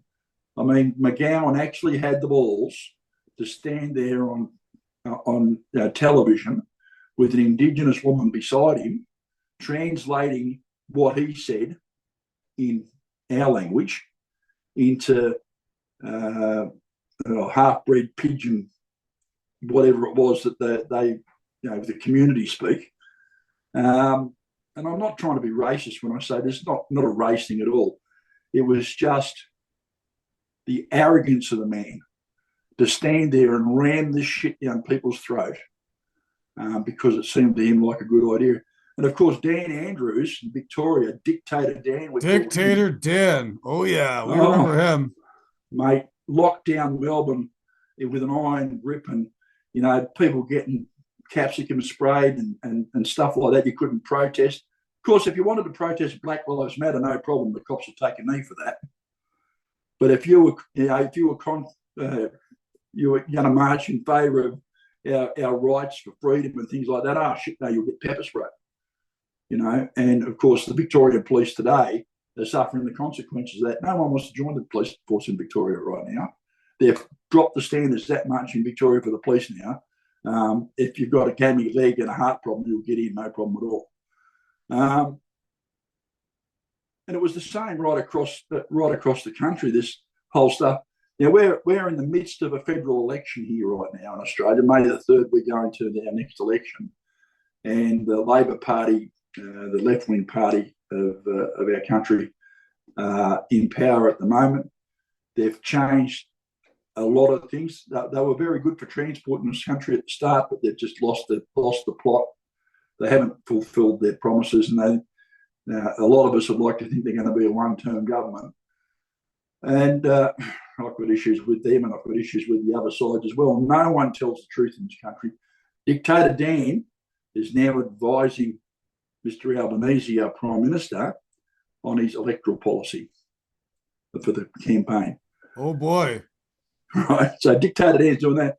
Of course, the word here is in Australia now, they're going to try and, everyone reckons that he'll parachute Dictator Dan into a nice, safe Senate position when he gets the opportunity. So in Australia, in politics, the way things work in our Senate, if someone from a party resigns and goes back into private life, then the government can choose a person at will. They don't have to stand for election, and you can just seat them into the Senate, no problem at all, for whatever terms remaining on the previous senator's time. Could be up to 6 years. So, that's democracy in Australia, much like you had your pre-selection thing with Biden and in the States. We'll just do that because we think it's a great idea. So much for democracy. Yeah, we have the same problem back home in Canada with this character, Mark Carney, who just got parachuted in to run the Liberal Party when Justin Trudeau was told that he was no longer welcome. Yeah, It's the Westminster system. Like, I have a lot of mates here in America who are just beside themselves. Like, what's going on in Canada, dude? yeah, You didn't vote for this guy. He didn't have a seat in Parliament. yeah, He's now the Prime Minister. I'm like, yep. yeah, And yeah, they don't understand. Again, Americans told King George to get lost, and they're doing their own thing. yeah, And they're America is a constitutional republic. It's not yeah, actually a democracy on paper, yeah, but in how it functions, in how that constitutional republic actually functions and how the voting system works, it's yeah, actually more democratic than the rest of the Anglo nations. You can vote yeah, for like all these positions, judges. When you go into the ballot box in America to vote, there's like 18 things you have to check off because you can literally vote for everything. And like yeah, it's not attached. You can vote for the president from this party, but then a senator from that party. You can pick and choose whatever you want. yeah, In Canada, you pick your federal MP for your riding, and that's it. yeah, yeah, yeah. And of course, then all have their proportional preferences and all that sort of stuff. It's just a sick joke the way some of it works. We're supposed to be talking about trucking All though. right, yeah, let's steer this ship around. Okay, so one of the things I wanted to ask you about, because I only have a sort of surface level understanding of this, and one of the things I complain about online a lot and in my Yep, sort of podcasting and my writing ventures is the degradation of the truck driver as a job and an occupation and as an archetype. And this yep, is achieved through very low training standards, scams run by the government to flood the market with people, whether the government pays for you to go to some dodgy truck driving school or they pull people in from overseas. We've had 10 years of the Trudeau government in Canada where they've opened up these temporary foreign worker visas and then allowed student visa people to work. And the sort yeah, of particular markets within the trucking industry in Canada have used and abused that system to bring in their friends from overseas. And now certain markets in Canada are 50% plus dominated by our friends from the subcontinent. yeah, They have similar problems here in the United States. But I always thought to myself, okay, so when I drove truck in New Zealand and when I drove truck in Australia, you guys have a graduated licensing system that's like you have to do a year on a small truck and then a year with a single trailer, and then you can go get your B double license. Something similar in New Zealand. Like that would maybe prevent this from happening, but you tell me it's not. yeah. So lay out for everybody here in America or Canada or whoever's listening how the Australian truck licensing system works, how it's supposed to turn out, and how it's actually turning out today. Righto. So there's a lot of parts. That is a huge question.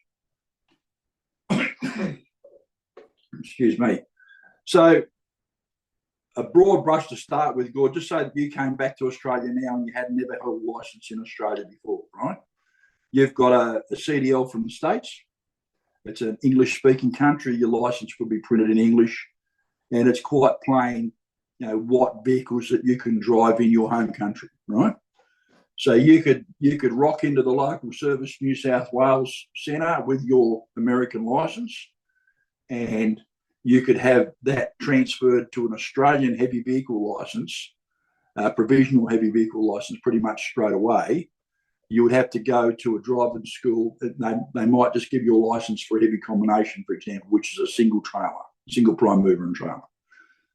If you wanted to do any more than that, you've got to have evidence that you've been driving one of these trucks in the States and things like that. So you might need to have had, some references from previous employers and things like that. But what will happen is that, in fairly short order, without going through a driving school, you have to have a right to work, of course. That's a side issue. You have to have a permit to allow you to drive in Australia, a visa that's appropriate to what you're doing. But to get the actual license, you don't need to go to a driving school initially. You can just go and get your provisional license. And then if you wanted to do more than that, then you'll need to go to a driving school, show evidence of the fact that you've been driving a heavy combination or you've held the license, not actually been driving, but held the license for more than a year. And then you can do the 4-day course to upgrade you to a motor combination license. that multi-combination licence will let you drive anything on a public road in Australia, up to and including those quads I'm talking about before. So from the start off, if you're a young fella, so that's the cover the situation for foreign drivers coming in, and broadly, that's the result. So we have guys coming in from drivers coming in from Europe who generally get a single licence to start off with, and they work their way up from there. And we get drivers coming from the subcontinent who drive very, very different things with very, very different attitudes, who can also get their licence. And of course, I can talk about the various driving schools that these guys put them through. So, whatever his name is, Singh goes and gets a driver's licence, and then he starts training other drivers and getting them authorities to drive. And you can just see where that's got a bit of a shortfall on its own. The government itself doesn't conduct driver testing for heavy vehicle drivers in Australia. It's all outsourced to private training providers. So that's the first problem. So back when I got a licence, you couldn't do that. You had to go and you had to have your test, and it was done by someone from the state licensing authority that you were in, and you had to show that you could drive the truck. And obviously no automatic gearboxes then, so you had to drive a Road Ranger, and you had to be able to back the thing around a corner. And the licence test itself was much more onerous back then to what it is now. These days, it appears to be just a rubber stamp these days.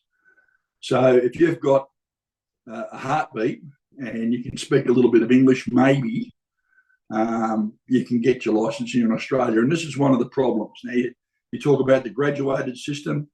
We've got a car licence, we've got a light rigid licence, a medium rigid licence, a heavy rigid licence, a heavy combination licence, and then a multi-combination licence, and they stack one on top of the other like that.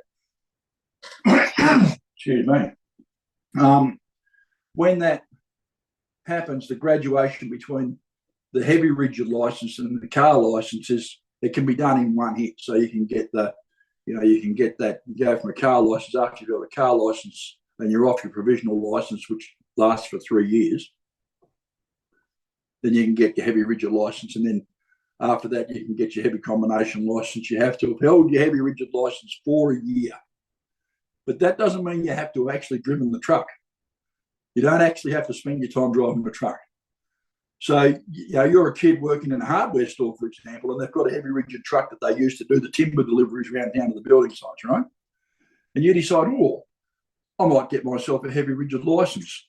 And so you do. You might go and do a few driving lessons. You might sit in the passenger seat while your mate Bob, who drives the truck, normally drives around, and Bob lets you have a drive and teaches you how to drive it, right? And that was the way a lot of people learned how to drive back in the day, by the way. But you can just go straight to a driving school, pay your money, do your 3-4 day course, and get your license. It's not that hard. It's not much of a challenge. And then you don't actually have to show you've got any driving experience between then and then going for a heavy combination license. So you can have the license for 12 months, then go and get a heavy combination license with no evidence of experience. The point of that 12 months, though, is so that you do go get the experience. Like, that's kind of the impetus behind it. Exactly. But this is the loophole in the system.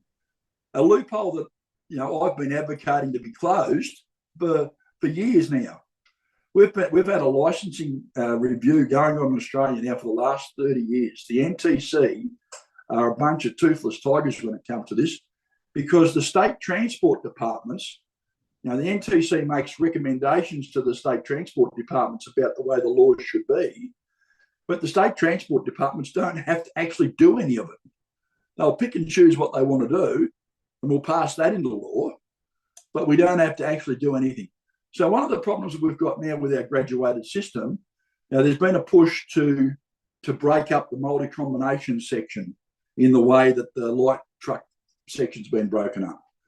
But because some of the, and I kid you not, I actually had someone tell me this from the authorities.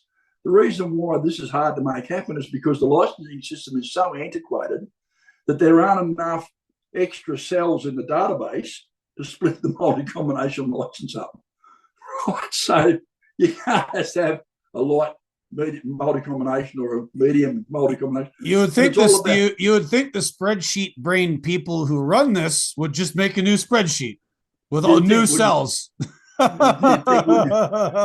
mean, I'd like to think that this is bullshit, right? But I'm not convinced that it is. Anyway, the short story of it is we end up with a situation now where you can take, you can be driving a 42.5 ton single combination, heavy combination, truck trailer combination, and or tractor trailer as you guys call them. But and then you can go from that to driving a B double with a 4-day course. And all the way along the way, you've never had to show that you've actually had any driving experience in different classes. The time has elapsed. You can show the time's elapsed because you can get your driver printout from the authorities. I got this license on the 4th of April last year, and it's now the 14th of April this year, or whatever date it is. I've had the license for 12 months. Give me the next one, right? And you can do that. Get your little thing, your permit for the learners part. You can go to the driving school, pay your money. They'll tell you whatever it is that they think you need to know in a couple of days. And then they'll do the test on you, right?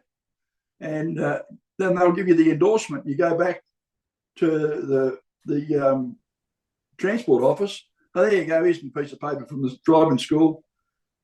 Give me more lessons. And you do. And, of course, what happens then is these drivers then are released into the wild with no experience. So what we're finding happening with our intercontinental friends is they're coming out here and they're going to work for these big companies that are taking things over because, you must have Punjabi as the principal language to get a job there. And they've actually got the intestinal fortitude to say that out loud too, by the way. You'll see the job ads, being able to speak Punjabi or Hindi or whatever foreign language it is, would be regarded as a real plus. That's what's in the ad, right? Wow. And so, that you're not going to get a job there. If you're an Aussie boy, you're not getting a job working there, because you don't speak the language. No, it's ethnic nepotism transferred to another country. On the testing stuff, though, I'm a little bit flummoxed here. Now, mind you, it's been a long time since I've been there. Yeah, tell me, mate. When I tried to go. I've been to Australia 4 different times. Yeah. The 3rd time I went was 2004. I tried to get my license figured out to try and drive road trains. I didn't have the work visa part figured out, but I got the license. And how I did it is I went to this like a polytechnic, community college trade school type thing in Adelaide. They had a whole road train course. I did the class MC license, forklift, hazmats. They had a whole package. Yeah. I think at the time I paid near $3,000 for it. It was like $2,000 for the license and another $1,000 for all the rest. Mm. And when I was done all the school stuff, which was like 2 or 3 weeks in class, it was pretty thorough. Yeah. I had to go and drive around in a tractor pulling a B double at 80% loading. And you'll remember when the old Mount Gambier Hill coming into Adelaide, there was a set of traffic lights at the bottom. Yes. And I had to get up that hill with the load on and then back down it. And what the instructors told me, if you touch the brakes going down that hill, you fail. Exactly. Yep. Right. So you actually had to know what you were doing. It seemed to me like it was a very thorough testing system in order to allow you to get your license. Has that been degraded or what's going on? Oh, yeah, mate. What you're talking about there is ancient history. Ancient history. That sort of thing, while it does exist in some parts in the wild, it's like a white buffalo, mate. It's just not there. The level of training that you're getting and what you're talking about there, mate, I would love that. I would absolutely love that if we could have that again here in Australia. We don't have it again. We don't have it here. And the simple reason is that we've had the ATA pushing this driver shortage narrative. We've had the imports coming in and basically watering down system. We've had the companies who refuse to pay drivers what they're worth. And I can really get stuck right into that if you want. I mean, there's a whole breakdown of the way that works and how drivers are absolutely just getting money feed out of their pay packet every week by these assholes who want people to work for nothing, and treat people like shit because they can get away with it, right? And the whole thing, there's a little bit of passion coming into the voice now, you can tell. But, we look at these situations. So they've watered that down to the point now where what you're talking about, the reality of the way it used to be, is no longer the way it is. But they try and maintain the illusion that that's the way it is. Right. So there are certain driving schools out there now where particular instructors might have a little bit of reputation for actually wanting you to be able to shift the gear without touching the sides going through, right?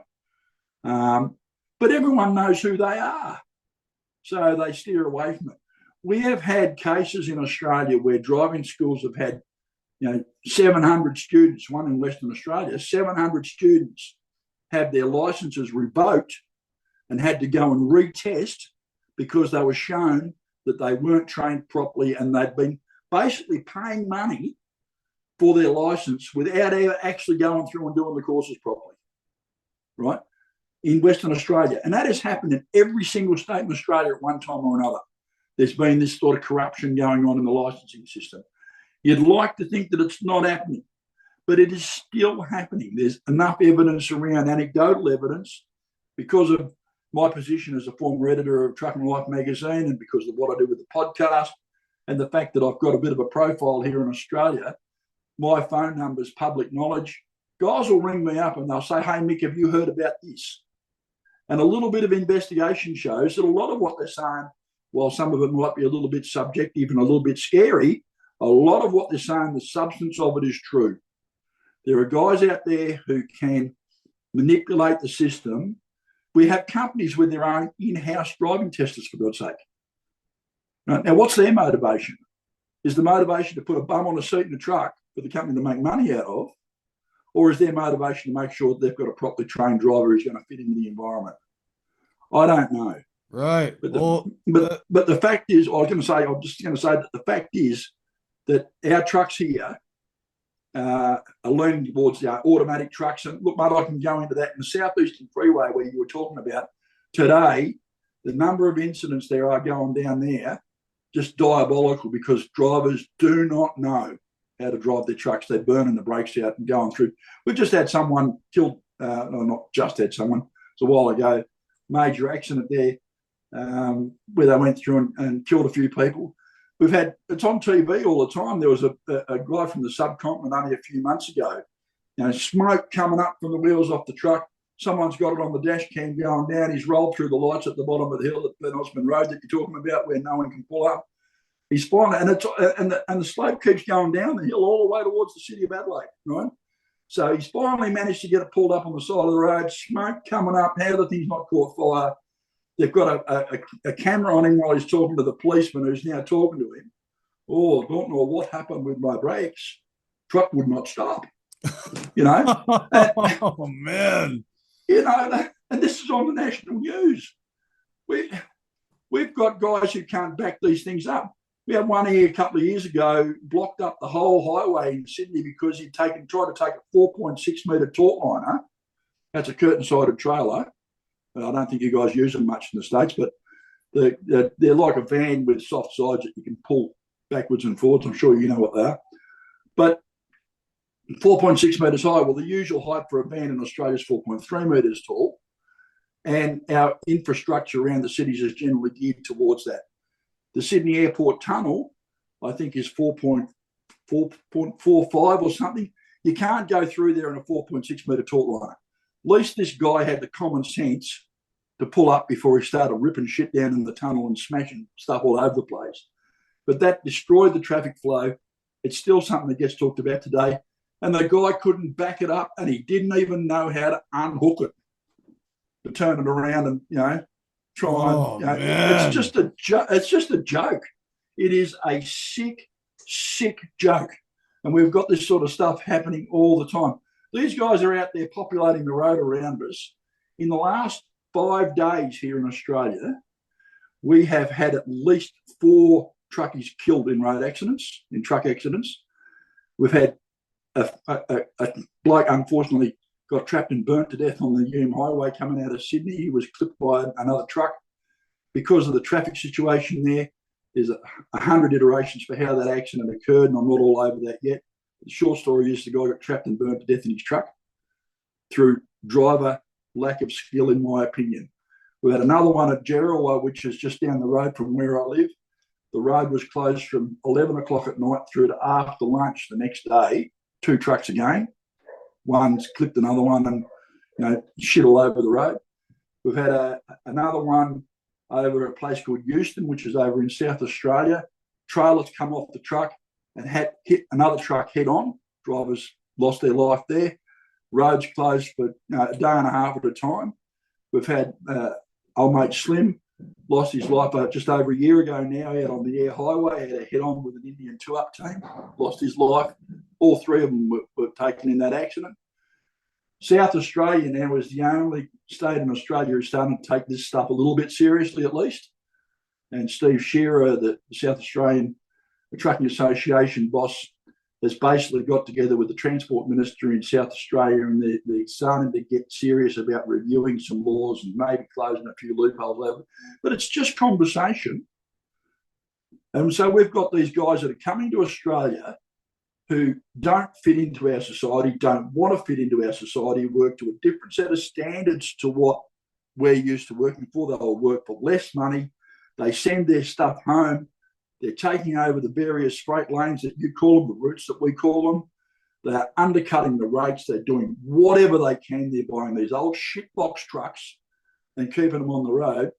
Freightliner Argosies. The Freightliner Argosy, we use the cab over Freightliner. Very popular here in Australia. You can buy one here now for 20, 30 grand, which is way more than you'd pay for it in the States, right? But that's a cheap truck in Australia. $30,000 is a cheap truck in Australia. And they have got these bloody shitbox things, and you can bet your backside, you're driving down the highway, you see a dirty old Freightliner or a dirty old Volvo towing a dirty old set of trailers, and it'll be some guy from the subcontinent flying it, right? And you just know that there's stuff there that's just not right. And the authorities don't chase it. So as long as you can manage to make your way without having a mishap or being overloaded, because that's what will get you called into the weighbridge at Marulan, mostly if you're overloaded, or you paid your registration. As long as you can do the administration and pay things, you're not getting called in to get checked. They're not doing the roadworthy on the truck because it's not going through the shed. As long as you've got someone to sign all this shit off, you can fly under the radar. Guy here in Sydney, New South Wales, a couple of years ago, had 11 trucks with 1 registration. Right? Had the same number plates. The only way that guy got caught was because he got done on a red light camera somewhere in North Sydney, and he got a parking ticket somewhere else in the city in a very similar time frame. Went through the State Revenue Office, crossed the same desk, and this person said, well, how was that truck there when it's there? And then there was an investigation. 11 trucks, 1 registration. Yeah, these fellas in Arkansas I've been working with recently investigated a collision that took place in Arkansas where this gentleman who worked at the university there was killed in an accident. And it turns out this trucking company in Oklahoma was getting individual insurance cards for certain trucks, but then photocopying them and applying them to like a fleet of 100. Yeah. And this has turned into a common practice now where like these companies are like, okay, well, we're only going to pay for 5 or 10 trucks worth of insurance, but we'll apply it to 100. And they're doing a bunch of scamming. CBC, who are normally couldn't trust them as far as you could throw them, Canadian Broadcasting Corporation, a few months ago did an investigation into these dodgy truck driving schools in a Toronto suburb of Brampton, which is where a bunch of these guys live. And they admit, we train you to the test. You don't get taught how to be a good truck driver. You don't get taught how to drive in winter. And then when you go through Northern Ontario to head to Western Canada, you're going along Highway 17 along Lake Superior or 11 up the North Route. It's all 2-lane road, 1 in each direction. The weather, it's winter from October till almost May. You never know what kind of weather you're going to get off the lake or the road's going to get shut down. And these guys drive like they're still in the Punjab, passing on double yellows, getting in head-on collisions. And I don't, there was an investigation done in Canada in 2019 into the work visa scams. And what they found is that there's these agents in India who recruit these guys. They pay 30 grand. The agent gets them a work visa in Canada. They get off the plane in Vancouver. They've never driven a truck. They go to some scummy 3-week long truck driving school, and then now they're going clear across Canada. And like when they left India, nobody told them that they were going to Canada to be a truck driver. They had no idea. So like these guys are like abusing their own. And my mate on Twitter there, Super Trucker, he did a search. There's this like crowdfunding website called GoFundMe, and there's another one called Give Send Go. Yeah.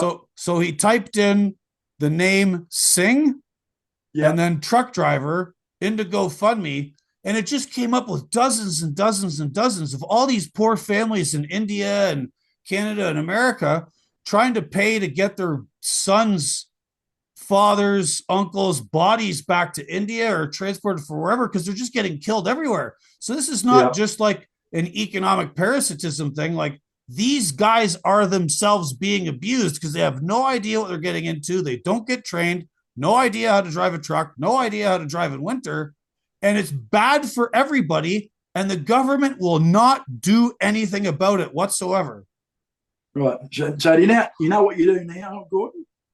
You just write Australia in front of all that. Because it is exactly what is happening. You know, we are getting these guys that are over here. They don't know what's going on. They have got no idea. And the worst part about it is, look, we're our own worst enemy. Trucking in Australia has always been an immigrant business, okay? You know, whether you came here, whether you're, and I'm going to use some of the old names, right? I'm not trying to be racist when I say this, and I'm not saying it for shock effect. It's just the way it was. It was just the Wops, the Wogs, the Irish, and all the others, the Vietnamese. They've all come in here and they sort of tend to clan together and group together. The Kiwis. It's all happened. So they'll come in here in a group over time. This has happened, of course. And the Wogs, the Italians and those from Central Europe, they came over here and they got into furniture removals and cubic freight.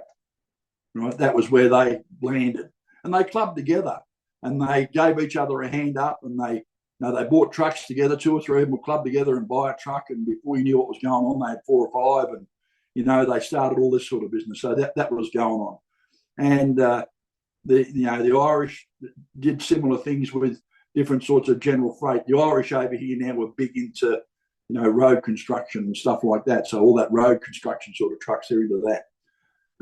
Of course, the Vietnamese, when they first came over here, they got into carrying cars. They love carrying cars. They got car carriers, and they clubbed together and they went up and down. And you'd hear these guys talking to each other on the CB radio, in Vietnamese or in Italian or whatever. And there was always a certain sense of I don't know, camaraderie is the wrong word, but there'd be a certain amount of conversation that would happen. Shut up, speak English, you bastards, and all this sort of thing. But it was never violent, right? It was never these guys. The European guys that came here, the Irish certainly, the Poms that came here, a few Americans, and all that sort of thing. They all wanted to fit in, right? They all wanted to learn how to do the job. They all wanted to fit in. And at the end of the day, they were doing the same thing as everyone else. We're all just trying to put a feed on the table, put a roof over the family's head, send the kids to school, buy the school shoes, buy the groceries. That's what everyone's trying to do, the same thing. And it's still the case, of course. But now we have the Indians and other people from the various places in the subcontinent who come here, and they've clubbed together, doing what's always been done, of course. And they're now taking over the express freight truck stuff. The B doubles with loads of general that go up and down the highways, flying up and down the highways or across the country. I ran Sydney to Perth in a B double with my other half as a co-pilot for 3.5 years. Before I did that with my other half, I did it with other guys. I worked with an Indian guy for 6 months, and he was a bloody good driver, but he spent his whole life on the phone. He scared me sometimes, and we had conversations about that. But he could drive, right? He really could drive. He could keep his truck in the line, position it on the road very nicely. He could drive. Couldn't go backwards to save himself, but he could drive. And when we got to the other end of Perth, I'd throw him out of the driver's seat while I backed him into the dock and stuff like that. Didn't matter. We were a team, right? I did the shit he couldn't do, and he helped us do the miles. We made money. It was good. And as long as you could put up with him speaking Hindi to his mates on the phone, it was okay, right? Thank Christ we didn't have phone service all the way across the country back then. But no, he's a good guy. And he'd come to work with me because I was one of the few people in the company that was prepared to work with him, right? I had a very different, pre-working. I'm a live and let live kind of guy. I really am, right? If you can do the job, I don't really care where you come from. As long as you can speak enough English, read English, and know what's going on so you can have a sensible conversation, you've gone and got your license in the right way, I don't care where you're from. But you at least have to adapt to our driving culture too. Exactly. Considerate and cooperative driving. Exactly right. So Harry, we used to call him Harry. His name was Harpreet Singh. The boys used to call him Harry Houdini because his proper name they couldn't pronounce, and even I can't pronounce it. I'm not going to try. But Harry was a good bloke, and he was a good driver. He was an average driver. I was happy to work with him. And of course, I've worked with other guys in two up. Now, two up is something that is not that common in Australia on the east-west and north-south run. So between Adelaide, Darwin, Brisbane, Adelaide, Sydney, Perth, Brisbane, Perth, Adelaide, Perth, all that sort of thing. Those really long-distance runs, two up is a thing, right? A lot of guys still do it on their own, but two up is a thing. But two up is something, and this is where I can't get over you guys having driver trainers and sending someone out with someone that don't know from a bar of soap. I mean, that's mental to me. Driving in a truck two up is something that's you've got to self-select it. It's either something you can do or something you can't do. I had guys would go with me for a trip and they'd come back and they'd be totally wrecked because they couldn't sleep while the truck was moving. They couldn't get a decent sleep, and they just couldn't focus. And of course, for me, when you can't sleep, I know you're tired, man. You're not getting behind the wheel because you're tired. That's not happening. I don't think anyone, no one goes to work with the intention of having an accident, but there are things that you can do that make the chances greater. And putting people that are incompatible in trucks with people that don't self-select that role, I think that's a good place to start with a potential disaster. But anyway, having said all that, I work with a lot of these guys, and from what you're seeing is you're seeing now a situation where we have got guys from the subcontinent who are two upping and three upping and four upping in some of these trucks. I've heard stories of guys saying these trucks are pulling up from 3-4 drives are getting out at Kaiguna and stuff like that to go to the bathroom. Now, personally, I've never actually physically seen it myself. But the guys that are telling me that they've seen this sort of thing, 2-3 drivers getting out of a truck, I trust because I know them personally. They don't make stories up. They've got no reason to. Unfortunately, our authorities turn a blind eye to this. And of course, now we've got these cameras go all the way across all over the place. Some of this stuff is being exposed. There was a targeted operation last week. I highlighted it for you on X, where they pulled up 75 trucks. And there was Border Force, which is our customs guys, the Department of Social Security and a few other people that were there. Out of those trucks, they got 4 drivers. 2 of them were working outside of their visas. So they had student visas and they were working driving trucks. There was one guy that didn't have a license at all. He got detained. And there was one who was giving a bridging visa to go straight to the airport and leave the country. Now, that's out of 75 trucks. That happened in South Australia. Like I said, these guys are taking some steps over there to try and root some of this stuff out. Now, Slim getting killed on the Nullarbor and those other 2 Indian drivers that I mentioned before, that happened just over a year ago. There's been a whole push with that accident being one of the focuses around the fact that it wasn't an accident, it was always going to happen, that sort of thing. But the fact that it happened to Slim, and I met that guy twice, and look, there, without putting too fine a point on it, Slim was a hard man. He didn't mind saying what he really thought, and he didn't care what you think if he told you. You could do with it what you like. He would tell you what he really thought. And so as a consequence of that, there were guys out there that truly loved him, and he was a great bloke, and he was mates with people, give you the shirt off his back and that sort of thing. And generally, that's the way people thought about him. Conversely, there were people that would have gone to the funeral just to make sure he was actually in the box. so you know, but the fact is, Delvine Mugridge, his wife, created some political push to try and make his death mean something. And I know that sounds trite, and it sounds, like it's, if it saves only one and all that sort of stuff. But she has managed to get into the ears of some people in the hierarchy in trucking in South Australia, and the results of what she has done and the push that she has made, the sacrifice that she has made, like so many other truck drivers' wives in this country and around the world, the families are the ones that get destroyed by this sort of shit, financially, mentally, in every single way. They've often lost the principal breadwinner. They've often lost, the house is tied up with the mortgage and all. In every single way, they get raped by what happens to them on the highway, by what happens to the drivers on the highway. And so Delvina's managed to get some sort of political push going. More power to her.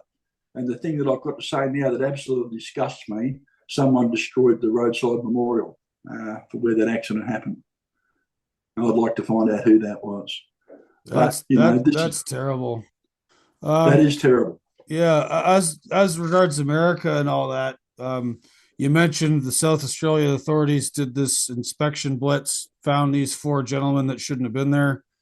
Yeah. In North America, every year they do what's called the CVSA inspection blitz, the Commercial Vehicle Safety Alliance, which is all the state and provincial DOTs and the Mexican authorities. They spend a whole week inspecting as many trucks as they can, and they look for certain different things. Every year they change it a little bit, but they also do the general level 1 full inspections, inspect the driver, inspect the truck. And in 2024, for the driver out of service, right? There's truck out of service. There's a problem with the truck or trailer. And then there's the driver out of service. In the top 5 issues with drivers in America being put out of service, no license, no medical certificate. Yeah. I think the no license was number 2. Like literally thousands of examples of these guys getting pulled over, and they could not produce a commercial driver's license, and they're out here driving trucks. I got to ask how that happens. I mean, I don't know. I notice all the time that buying a truck in the States is sort of a lot cheaper than they are here from our point of view. But having said that, your money's worth what it's worth, and I'm sure that buying a truck in America is an expensive proposition, just the same as it is here. Now, there are plenty of second-hand trucks. I see old W900Ls and old Freightliners and that sort of thing, and I think, Jesus, I would love to pay $50,000 for an old Kenworth, because that truck in Australia is still worth 100 or more, and that's because we don't have many of them over here. But I don't understand how you can end up sitting behind the wheel of a truck if you don't have a license. If you own it yourself, I can understand that. You've bought the truck. There's no one to do any of the vetting or any of the background. But how the hell do you end up working for a company with no license? Do they not do any due diligence, or how the hell do you end up? This is what's happening, and these mates of mine in Arkansas have been investigating this, and they've revealed that there was this trucking task force thing under Biden in 2021 because the rates were going up too high, and they made it needs further investigation. None of this stuff is conclusive, but they bragged the following year that they had doubled the production of commercial driver's licenses in 1 year without increasing the infrastructure, the training centers, the CDL schools. So where did these people come from? Well, they came here as refugees or migrants or whatever, and it appears from the statistics that these guys in Arkansas have compiled that at least 10 states cooperated with the Biden administration in somehow lowering the standards in order to get a commercial driver's license, and swept all these people in the business. And now we're having crashes left, right, and center, and the rates are terrible. And everyone's like, wow, there's been like a freight recession since 2022. and we're still not out of it yet. It's not that there's a freight recession, it's that there's overcapacity because the whole market just got flooded. And these guys would use their kin networks and government money to buy used trucks. There's very little in the way of used trucks left because all these little small operators have bought them. And the problem is because there's no vetting, because they're owned by these like small companies that are like layer and layer of LLC in this office here, and it's all very vague. It's difficult to track down just exactly what happened in order to put these people in trucks. And I think that's done on purpose. And then they subcontract to huge companies like Amazon, and Amazon's happy to pay them nothing to move their freight. So it's greed. It's taking advantage of the system. It's politicians listening to the likes of the ATA saying we need more truck drivers when in fact we don't. It's states and the federal government pointing fingers at each other saying this is your area of jurisdiction, or this is your area, and fighting amongst themselves about not trying to fix this. These gentlemen in Arkansas tried to pass this legislation. It got withdrawn because of political pressure. And then this other legislation from the Arkansas Trucking Association that was all watered down, it passed immediately. So there's all of this like political interference in America to keep this paradigm of cheap freight going. And the problem is that, it might be cheap for the companies paying for it, but society's paying for it through ever increasing insurance rates, accidents all over, lives, broken families, just smashed equipment all over the place. I mean, you see it on Twitter. There's Twitter accounts that just post nothing but truck crashes here every single day. That's right. Yep. And like we're paying attention, but the government isn't. It seems like they just don't care. We've had a couple of politicians here who have tried to fix this sort of stuff. I did become friends with a Labor politician, a left-wing politician named Glenn Stirl, who's a senator. And Glenn himself was a truck driver. He used to own a removalist business, ran road trains up through the west coast of Western Australia. His son now is a truck driver, works for one of the big private companies in Western Australia. And, Glenn has, for his period of time he's been in the Australian Senate, done his level best to try and get some things changed. I've had my arguments with Glenn. We have certainly been in public and just clawed each other and punched each other severely in public forums because some of the things that he said that I don't agree with and some of the things that I've said that he doesn't agree with. And, we're never, ever going to be on the same page on everything. But Glenn and I decided to put the machine guns at the back of the room and talk about the things we could agree on. And I ended up making a submission to an inquiry that he ran for the safe and economical use of road transport in this country. And I made a long-winded submission along with several hundred other people, and they resulted in 10 recommendations to the government. And this was before he came into power at the last election with their government. And they did this thing called the Closing the Loopholes Bill here in Australia, which tried to focus on, it was a work relations, industrial relations, work reform sort of a bill. And trucking was wrapped up in it. What was supposed to happen, and this is what happens with politics, right? It's one of the things that absolutely annoys the shit out of me. Glenn should have been the transport minister. He had an intimate knowledge of what's going on in the transport sector. He got widely respected, and even though he's a supposed lefty, he's not. He's from the right side of the left-wing party, right? In fact, when he first joined the Labor Party, I'm sure that he was further to the right than our so-called Conservatives are today, right? He doesn't fit where he is. The party's moved to the left and left him behind, right? So, and he still holds those views, and he still gets out there and says all these things, and he still, from time to time, gets out and climbs behind the wheel of a road train and just racks off into the scrub because it suits him to be there, right? He's one of those guys. And, I've had a beer with him, and I do call him a friend. But, we've had a conversation with each other, and he has certainly, he read some stuff out that I put in one of my podcasts. He actually read it into Hansard, he read it out in the Senate. One of my 10-minute rants about how things were. I remember seeing the video of that. Yeah, so very few truckies have been able to have that level of influence. And of course, I have that support from a particular individual.